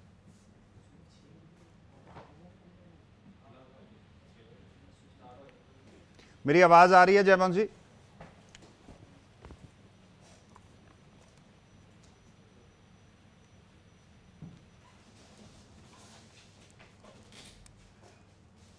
कोई आवाज दे विच दिक्कत कोई जयवंश जी वाले पासे है? साडी टैक्नीकल टीम उन्हें दोबारा करने की कोशिश कर रहे हैं। जगतार सिंह संघेड़ा, संघेड़ा साहब ਜਿਹੜੀ ਗੱਲ ਤੁਸੀਂ ਵੀ ਕਰ ਰਹੇ ਸੀਗੇ ਕਿ ਇਹਨਾਂ ਨੂੰ ਅਪਗ੍ਰੇਡ, ਜਿਹੜੇ ਡਿਸਟ੍ਰਿਕਟ ਲੈਵਲ ਤੇ ਹਸਪੀਟਲਸ ਨੇ ਉਹਨਾਂ ਨੂੰ ਵੀ ਅਪਗ੍ਰੇਡ ਕਰਨ ਦੀ ਲੋੜ ਹੈਗੀ, ਤਾਂ ਉਹੀ ਚੀਜ਼ ਹੈ ਕਿ ਇੱਕ ਸਵਾਲ ਸਾਰੇ ਜ਼ਰੂਰ ਉਠਾਉਂਦੇ ਆ ਕਿ ਜਦੋਂ ਪ੍ਰਾਇਮਰੀ ਹੈਲਥ ਸੈਂਟਰਸ ਦਾ ਇੱਕ ਨੈਟਵਰਕ ਸੀਗਾ ਪੰਜਾਬ ਦੇ ਕੋਲੇ, ਤਾਂ ਫੋਰਚੂਨੇਟਲੀ ਸੀਗਾ ਇੱਕ ਨੈਟਵਰਕ, ਹੈ ਨਾ? ਬੈਡ ਸ਼ੇਪ ਗੁਰਪ੍ਰੀਤ ਜੀ, ਉਹ ਬਹੁਤੀਆਂ ਥਾਵਾਂ ਤੇ ਫੰਕਸ਼ਨਲ ਨਹੀਂ ਸੀਗੇ। ਇੱਕ ਵੀ ਈਵਨ ਸਿਰ ਦਰਦ ਦੀ ਜਾਂ ਸਧਾਰਨ ਟੈਂਪਰੇਚਰ ਦੀ ਜਾਂ ਪੈਰਾਸੀਟਾਮੋਲ ਤੱਕ ਵੀ ਨਹੀਂ ਸੀ ਮਿਲਦੀ। ਮੈਂ ਇਹ ਤੁਹਾਨੂੰ ਫੈਕਚੁਅਲ ਗੱਲ ਦੱਸ ਰਿਹਾ, ਜਿਹਦੇ ਚ ਅੱਗੇ ਨਾਲੋਂ ਉਹਨਾਂ 'ਚ ਵੀ ਸੁਧਾਰ ਕੀਤਾ ਗਿਆ ਆ। ਔਰ ਨਾਲ ਜਿਹੜੇ ਅੱਜ ਦਾ ਆਪਣਾ ਟੌਪਿਕ ਹੈ, ਉਹਦੇ ਵਿੱਚ ਇਹ ਆ ਕਿ ਫੰਡਸ ਨਾਲ ਹੀ ਸਾਰੀ ਗੱਲ ਚੱਲਣੀ ਹੈ ਨਾ। ਜੇ ਹੁਣ ਪਹਿਲਾਂ ਤਾਂ ਕੇਂਦਰ ਸਰਕਾਰ ਨੇ ਸੈਂਟਰਲਾਈਜ਼ ਕਰ ਲਿਆ ਸਾਰਾ ਕੁਝ, ਉਹਦੇ ਵਿੱਚ ਜਿਹੜਾ ਸਾਡੇ ਪੂਲ ਦੇ ਪੈਸੇ ਆ, ਸੂਬਿਆਂ ਦੇ ਪੂਲ ਦੇ ਪੈਸੇ ਆ, ਪੰਜਾਬ ਦੇ ਪੂਲ ਦੇ ਪੈਸੇ ਆ, ਉਹ ਵੀ ਪੰਜਾਬ ਨੂੰ ਨਹੀਂ ਆ ਰਹੇ, ਡਿਲੇ ਕੀਤੇ ਜਾ ਰਹੇ ਆ। ਔਰ ਜਿਹੜਾ RDF ਆ, ਉਹ ਤਾਂ ਕੇਂਦਰ ਦੇ ਪੈਸਾ ਹੀ ਨਹੀਂ ਹੈ, ਉਹ ਤਾਂ ਜਿਸ ਤਰ੍ਹਾਂ ਵੈਟ ਆ, ਜੇ ਉਧਰ ਦੀ ਹੋ ਕੇ ਆਵੇ ਪੈਸਾ, ਉਹ ਸਾਰਾ ਹੀ ਸਾਡਾ ਹੈ, 100% ਹੀ ਸਾਡਾ ਆ। ਉਹ ਜਸਟ ਉਧਰੋਂ ਕਿਉਂਕਿ ਘੁੰਮ ਕੇ ਆਉਣਾ ਹੈ ਉਧਰ ਦੀ, ਤੇ ਉਹਨੂੰ ਉਹ ਰਸਤੇ 'ਚ ਇੱਕ ਤਰ੍ਹਾਂ ਨਾਲ ਰੋਕ ਲਿਆ, ਜਿੱਦਾਂ ਟੋਲ ਬੂਥ ਤੇ। ਅੱਛਾ, ਜਿਹੜਾ ਸੰਘੇੜਾ ਸਾਹਿਬ ਸੈਂਟਰ ਗਵਰਨਮੈਂਟ ਇਹ ਕਹਿੰਦੀ ਹੈ, ਜਾਂ ਮਨਸੁਖ ਮਾਂਡਵੀਆ, ਅੱਜ ਤੁਸੀਂ ਉਹਨਾਂ ਦੀ ਕੇਂਦਰੀ ਸਿਹਤ ਮੰਤਰੀ ਹੋਣਾ ਦੀ ਅੱਜ ਦੀ ਸਪੀਚ ਜੇ ਤੁਸੀਂ ਸੁਣੀ ਹੋਵੇ, ਲੌਂਗੋਵਾਲ ਪਹੁੰਚੇ ਸੀ, ਤਾਂ ਜੋ ਉਹਨਾਂ ਨੇ ਕਿਹਾ ਕਿ ਆਯੁਸ਼ਮਾਨ ਭਾਰਤ ਯੋਜਨਾ ਦੀ ਭਾਵਨਾ ਦੇ ਉਲਟ ਸਰਕਾਰ ਕੰਮ ਕਰ ਰਹੀ ਹੈਗੀ। ਆਯੁਸ਼ਮਾਨ ਭਾਰਤ ਯੋਜਨਾ ਦਾ ਜਿਹੜਾ ਪੈਸਾ ਹੈ ਉਹ ਕਿਸ ਮੰਤਵ ਦੇ ਨਾਲ ਹੈਗਾ ਜਿਹੜਾ ਉਹ ਵਰਤਿਆ ਜਾਣਾ ਹੈ? ਔਰ ਜੇ ਉਹ ਸਿਹਤ ਦੇ ਲਈ, ਸਿਹਤ ਜ਼ਰੂਰਤਾਂ ਦੇ ਲਈ ਹੀ ਪੈਸਾ ਆਇਆ, ਤਾਂ ਫਿਰ ਜੇ ਆਮ ਆਦਮੀ ਕਲੀਨਿਕ ਦੇ ਵਿੱਚ ਉਹ ਪੈਸਾ ਲੱਗ ਗਿਆ, ਤਾਂ ਕਿੱਥੇ ਪ੍ਰੋਬਲਮ ਕਿੱਥੇ ਹੈ, ਉਹ ਸਮਝਾਉਣ ਦੀ ਥੋੜਾ ਕੋਸ਼ਿਸ਼ ਕਰੋਗੇ? ਨਹੀਂ, ਪੈਸਾ ਦੇ ਹੀ ਨਹੀਂ ਰਹੇ ਨਾ। ਪੈਸਾ ਦੇ ਹੀ ਨਹੀਂ ਰਹੇ ਗੁਰਪ੍ਰੀਤ ਜੀ। ਇਹ ਪਹਿਲਾਂ ਹੀ ਪੈਸੇ ਦਾ ਰੋਕ ਲਾ ਦਿੰਦੇ ਆ, ਫਿਰ ਉਹ ਦੱਸਦੇ ਨਹੀਂ ਹੈ ਵੀ ਕਿੱਥੇ ਕਿਹੜਾ ਪੈਸਾ ਕਿੱਥੇ ਲੱਗਿਆ। ਜੈਬੰਦ ਸਿੰਘ ਜੀ ਦੱਸਣ ਕਲੀਅਰ ਕੱਟ ਕਿਹੜਾ ਅਸੀਂ ਮਿਸਯੂਜ਼ ਕੀਤਾ, ਕਿਹੜੇ ਹੈੱਡ ਵਿੱਚੋਂ ਕਿੱਥੇ ਖਰਚ ਕੀਤਾ ਆ। ਕੋਈ ਇਦਾਂ ਦੀ ਗੱਲ ਨਹੀਂ ਹੈਗੀ, ਕੋਈ ਇਸ ਤਰ੍ਹਾਂ ਦੀ ਗੱਲ ਨਹੀਂ ਹੈਗੀ। ਸਿੰਗੜਾ ਸਾਹਿਬ ਉਹ ਲੋਕ ਸਭਾ ਉਹ ਸਦਨ ਦੇ ਵਿੱਚ ਵੀ ਕਹਿ ਚੁੱਕੇ ਨਾ, ਪਾਰਲੀਮੈਂਟ ਦੇ ਵਿੱਚ ਵੀ ਫਰਵਰੀ ਮਹੀਨੇ ਤੁਹਾਨੂੰ ਯਾਦ ਹੋਏਗਾ ਮਨਸੁਖ ਮਾਂਡਵੀਆ ਜੀ ਇਹੀ ਗੱਲ ਕਹਿ ਚੁੱਕੇ, ਪੰਜਾਬ ਤੇ ਆਂਧਰਾ ਪ੍ਰਦੇਸ਼ ਆਯੁਸ਼ਮਾਨ ਦਾ ਪੈਸਾ ਹੋਰ ਪਾਸੇ ਲਾ ਦਿੰਦੇ ਆ ਚੱਕ ਕੇ। ਨਹੀਂ, ਹੈਲਥ ਦਾ ਪੈਸਾ ਹੈਲਥ ਤੇ ਹੀ ਲੱਗ ਰਿਹਾ ਆ। ਉਹ ਤਾਂ ਜਿਹੜਾ ਕੋਈ ਆਡਿਟ ਰਿਪੋਰਟ ਜਿਹੜੀ ਆਉਂਦੀ ਆ ਕੈਗ ਦੀ ਆਉਂਦੀ ਆ, ਉਹਦੇ ਵਿੱਚ ਕਲੀਅਰ ਕੱਟ ਦੱਸਿਆ ਹੁੰਦਾ ਕਿ ਕਿਹੜੇ ਹੈੱਡ ਦਾ ਪੈਸਾ ਕਿੱਥੇ ਕਿਹੜੇ ਹੈੱਡ 'ਚ ਲੱਗਿਆ ਆ, ਜਾਂ ਉਹਦੀ ਦੁਰਵਰਤੋਂ ਹੋਈ ਆ, ਕਿੰਨੇ ਕਰੋੜ ਗਾਇਬ ਆ। ਜਿਸ ਤਰ੍ਹਾਂ ਸ਼੍ਰੋਮਣੀ ਅਕਾਲੀ ਦਲ ਭਾਜਪਾ ਗੱਠਜੋੜ ਦੀ 10 ਸਾਲ ਦੀ ਸਰਕਾਰ ਵੇਲੇ ਉਹ 13,000 ਕਰੋੜ ਦਾ ਪੈਸਾ ਬਾਅਦ ਚੋਂ 33,000 ਕਰੋੜ 35,000 ਕਰੋੜ ਕਰਜ਼ਾ ਬਣਾ ਦਿੱਤਾ ਸੀਗਾ। ਉਹ ਕਲੀਅਰ ਕੱਟ ਕੈਗ ਦੀ ਰਿਪੋਰਟ 'ਚ ਸੀਗਾ ਕਿ ਇਹਨਾਂ ਨੇ ਟਰਾਂਸਪੋਰਟੇਸ਼ਨ ਦੇ ਖਰਚੇ ਵੱਧ ਦਿਖਾ ਕੇ, ਕਣਕ ਵੱਧ ਖਰੀਦੀ ਦਿਖਾ ਕੇ, ਤੇ ਉਹ ਕਣਕ ਪਹੁੰਚੀ ਕਿਤੇ ਹੈ ਹੀ ਨਹੀਂ ਹੈ। ਉਹ ਵਾਧੂ ਬਿੱਲ ਪਾਏ ਹੋਏ ਸੀਗੇ, ਬਾਅਦ ਚ ਵੱਖਰੀ ਗੱਲ ਇਹਨਾਂ ਨੇ ਹੋਰ ਹੀ ਕੁਝ ਬਣਾਤਾ ਉਹਦਾ। ਤੇ ਮਤਲਬ ਉਹਦੇ ਚ ਕੋਈ ਏਦਾਂ ਦੀ ਕੈਗ ਦੀ ਰਿਪੋਰਟ ਨਹੀਂ ਹੈ ਜਿਹਦੇ ਵਿੱਚ ਇਹ ਪੰਜਾਬ ਵੱਲੋਂ ਮਿਸਯੂਜ਼ ਕੀਤਾ ਹੋਇਆ ਫੰਡਸ ਜਾਂ ਕਿਸੇ ਹੋਰ ਪਾਸੇ ਖਰਚਾ ਕੀਤਾ ਹੋਇਆ ਦਿਖਾਇਆ ਹੋਵੇ। ਇਹ ਸਿਰਫ ਡਿਬੇਟਸ ਦੇ ਵਿੱਚ ਜਾਂ ਲੀਡਰਾਂ ਦੇ ਲੈਕਚਰ ਦੇ ਵਿੱਚ ਭਾਜਪਾ ਦੇ ਜਿਹੜੇ ਸੰਬੰਧਿਤ ਅਧਿਕਾਰੀ ਆ ਜਾਂ ਲੈਕਚਰ ਨੇ ਉਹਨਾਂ ਦੇ ਵਿੱਚ ਹੀ ਇਹ ਉਹਨੂੰ ਮਿਲਦਾ ਹੈ ਕਿ ਸੂਬਾ ਸਰਕਾਰ ਮਿਸਯੂਜ਼ ਕਰ ਰਹੀ ਆ, ਸੂਬਾ ਸਰਕਾਰ ਠੀਕ ਨਹੀਂ ਕੰਮ ਕਰ ਰਹੀ, ਸੂਬਾ ਸਰਕਾਰ ਜਿਹੜੀ ਇੱਕ ਫੰਡ ਨੂੰ ਦੂਜੇ ਪਾਸੇ ਯੂਜ਼ ਕਰ ਲੈਂਦੀ ਆ। ਇੱਕ ਵੀ ਸਿੰਗਲ ਐਗਜ਼ਾਮਪਲ ਨਹੀਂ ਤੁਹਾਨੂੰ ਅਜੇ ਤੱਕ ਕਿਤੇ ਮਿਲੂਗੀ। ਜਿਸ ਤਰ੍ਹਾਂ ਮੈਂ ਤੁਹਾਨੂੰ ਦੱਸਿਆ ਬਾਕੀ ਫੰਡ ਦਾ ਵੀ, ਹੁਣ ਆਯੁਸ਼ਮਾਨ ਦੇ ਜਿਹੜੇ ਫੰਡ ਵੀ ਆ, ਇਹ ਸਾਨੂੰ ਇਹ ਜਿਹੜੀ ਮਤਲਬ ਰੌਲਾ ਸਿਰਫ ਫੋਟੋ ਦਾ ਹੀ ਹੈ। ਫਿਰ ਹਾਂਜੀ, ਫੋਟੋ ਤੱਕ ਹੀ ਰੌਲਾ, ਜਿੱਥੇ ਮਤਲਬ ਆਮ ਆਦਮੀ ਕਲੀਨਿਕਸ ਤੇ ਭਗਵੰਤ ਮਾਨ ਹੋਣਾ ਦੀ ਫੋਟੋ ਲੱਗ ਗਈ ਹੈ। ਆਯੁਸ਼ਮਾਨ ਭਾਰਤ ਯੋਜਨਾ ਜਾਂ ਉਹਦੇ ਜਿਹੜੇ ਕਾਰਡਸ ਨੇ ਜਾਂ ਉਹ ਯੋਜਨਾ ਹੈ, ਉਹਦਾ ਉੱਥੇ ਜਿਹੜੀ ਫੋਟੋ ਹੈਗੀ ਉਹ ਪ੍ਰਧਾਨ ਮੰਤਰੀ ਹੋਰਾਂ ਦੀ ਲੱਗੇਗੀ। ਇਹੀ ਦਿੱਕਤ ਹੈ ਫਿਰ ਬੀਜੇਪੀ ਵਾਲੇ ਪਾਸਿਓਂ ਵੀ। ਇਹਦੇ ਨਾਲੋਂ ਵੀ ਜ਼ਿਆਦਾ ਆ ਵੀ ਜਿਸ ਤਰ੍ਹਾਂ ਪੰਜਾਬ 'ਚ ਕੰਮ ਚੱਲ ਰਿਹਾ ਹੈ ਨਾ, ਬਾਵਜੂਦ ਜਿਹੜਾ ਜਿੱਦਾਂ ਆਰਥਿਕ ਤੌਰ ਤੇ ਸੂਬਾ ਕਾਫੀ ਕਮਜ਼ੋਰ ਹੈ, ਉਹਦੇ ਬਾਵਜੂਦ ਵੀ ਜਿਸ ਤਰ੍ਹਾਂ ਪੰਜਾਬ ਸਰਕਾਰ ਜਿਹੜੀ ਆ ਨੌਕਰੀਆਂ ਦੇ ਰਹੀ ਆ। ਭਗਵੰਤ ਮਾਨ ਸਾਹਿਬ ਅੱਜ ਵੀ ਉਹਨਾਂ ਨੇ ਨਿਯੁਕਤੀ ਪੱਤਰ ਵੰਡੇ ਆ, 29,000 ਦੇ ਕਰੀਬ ਬੱਚਿਆਂ ਨੂੰ ਨੌਕਰੀਆਂ ਮਿਲ ਚੁੱਕੀਆਂ ਆ।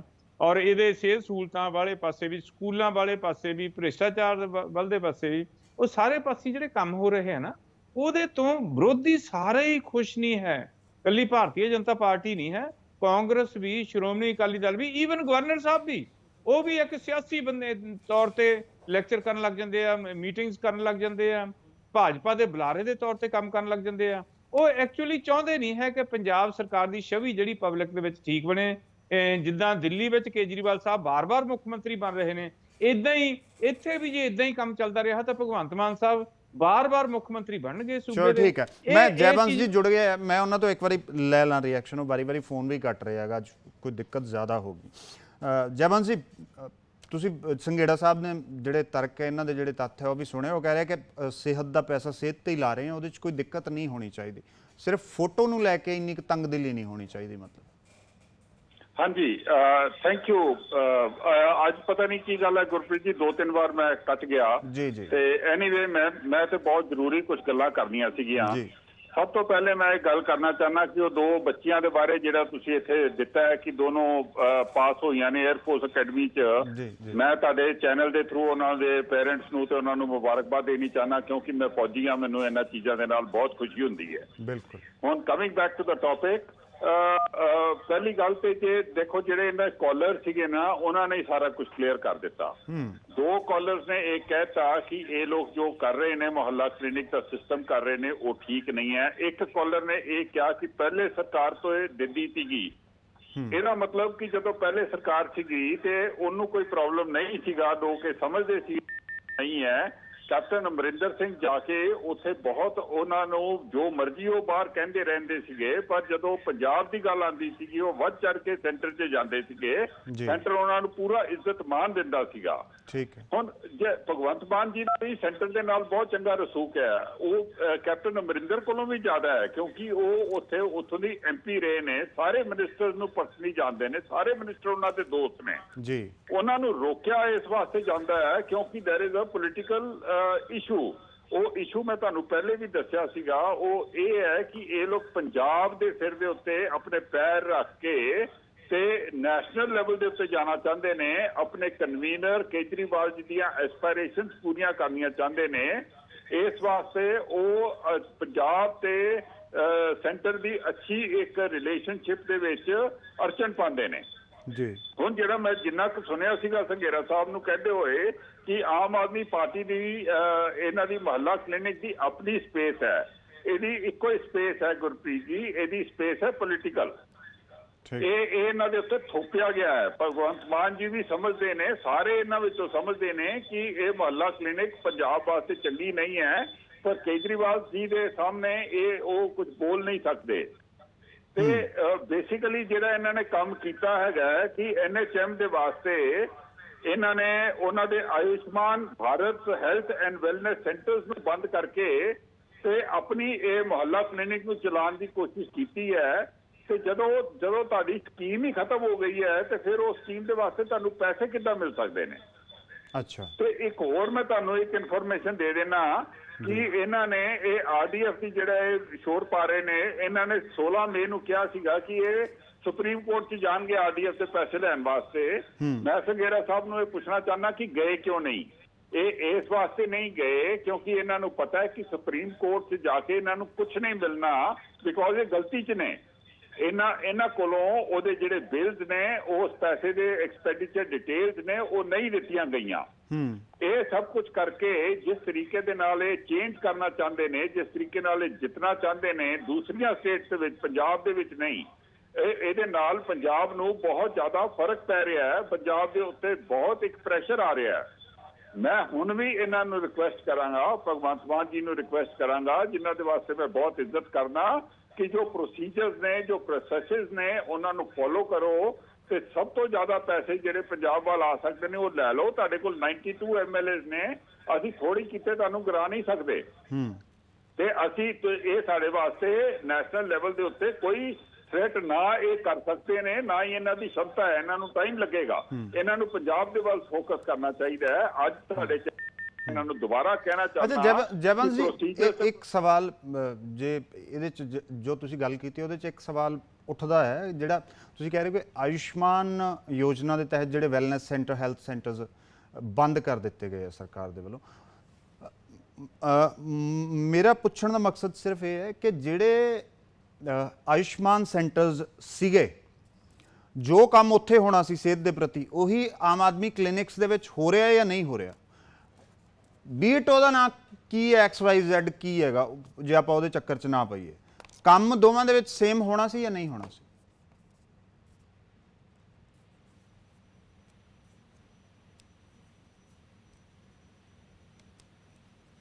ਪੁੱਛ ਰਹੇ ਹੋ ਜੀ? ਜੀ ਦੇਖੋ, ਇਹ ਇਹਨਾਂ ਦਾ ਕਹਿਣਾ ਹੈਗਾ ਕਿ ਇਹਨਾਂ ਦੇ ਕੰਮ ਜਿਹੜੇ ਨੇ, ਪ੍ਰਾਇਮਰੀ ਹੈਲਥ ਸੈਂਟਰ ਜਿਹੜੇ ਨੇ ਪੰਜਾਬ ਦੇ ਸ਼ੁਰੂ ਤੋਂ ਹੀ ਬੜੇ ਵਾਈਬ੍ਰੈਂਟ ਸੈਂਟਰਸ ਰਹੇ ਨੇ, ਬਹੁਤ ਦੇਰ ਤੋਂ ਬੜੇ ਵਾਈਬ੍ਰੈਂਟ ਸੈਂਟਰਸ ਰਹੇ ਨੇ ਤੇ ਉਹ ਬਹੁਤ ਅੱਛਾ ਕੰਮ ਕਰ ਰਹੇ ਸੀਗੇ।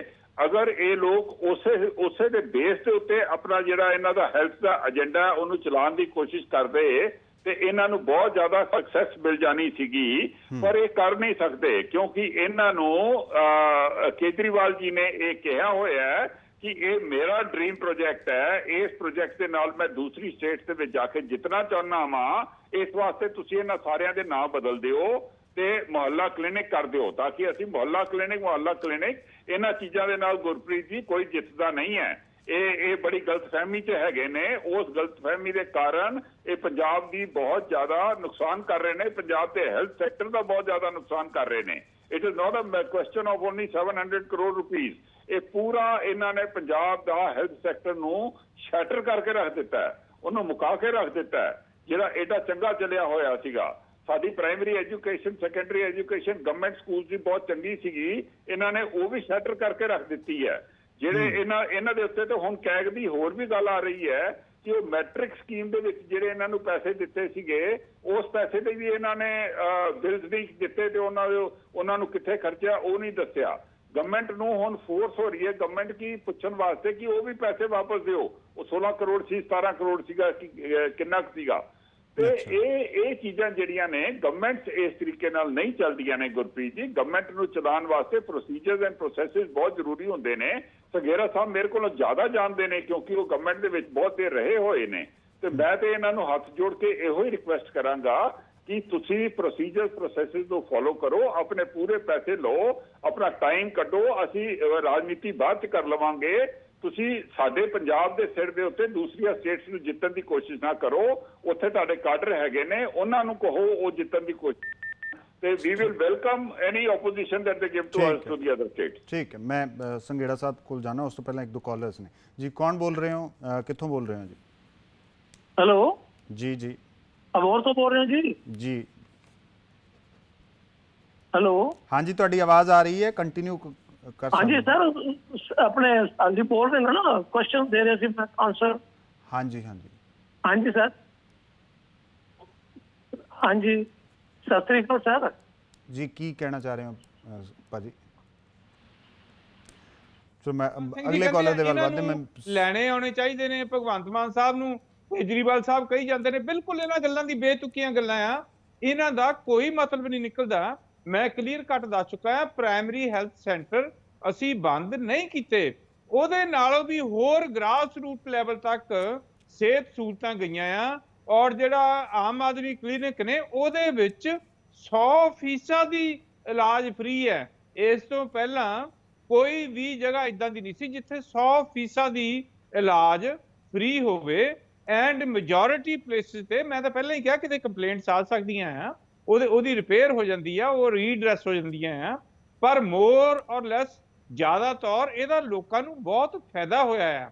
ਅਸੀਂ ਫੀਡਬੈਕ ਲੈਂਦੇ ਆ ਲਗਾਤਾਰ ਇਹਨਾਂ ਚੀਜ਼ਾਂ ਦਾ, ਜਿੱਥੇ ਕਿਤੇ ਕੋਈ ਮੁਸ਼ਕਲ ਆਉਂਦੀ ਆ ਉਹਨੂੰ ਠੀਕ ਕਰਦੇ ਆ। ਇਹ ਮਹੱਲਾ ਕਲੀਨਿਕਸ ਨੂੰ, ਆਮ ਆਦਮੀ ਕਲੀਨਿਕਸ ਨੂੰ ਸਿਰਫ ਪ੍ਰਾਇਮਰੀ ਹੈਲਥ ਸੈਂਟਰ ਦਾ ਨਾਮ ਲੈ ਕੇ ਕਹਿ ਰਹੇ ਆ।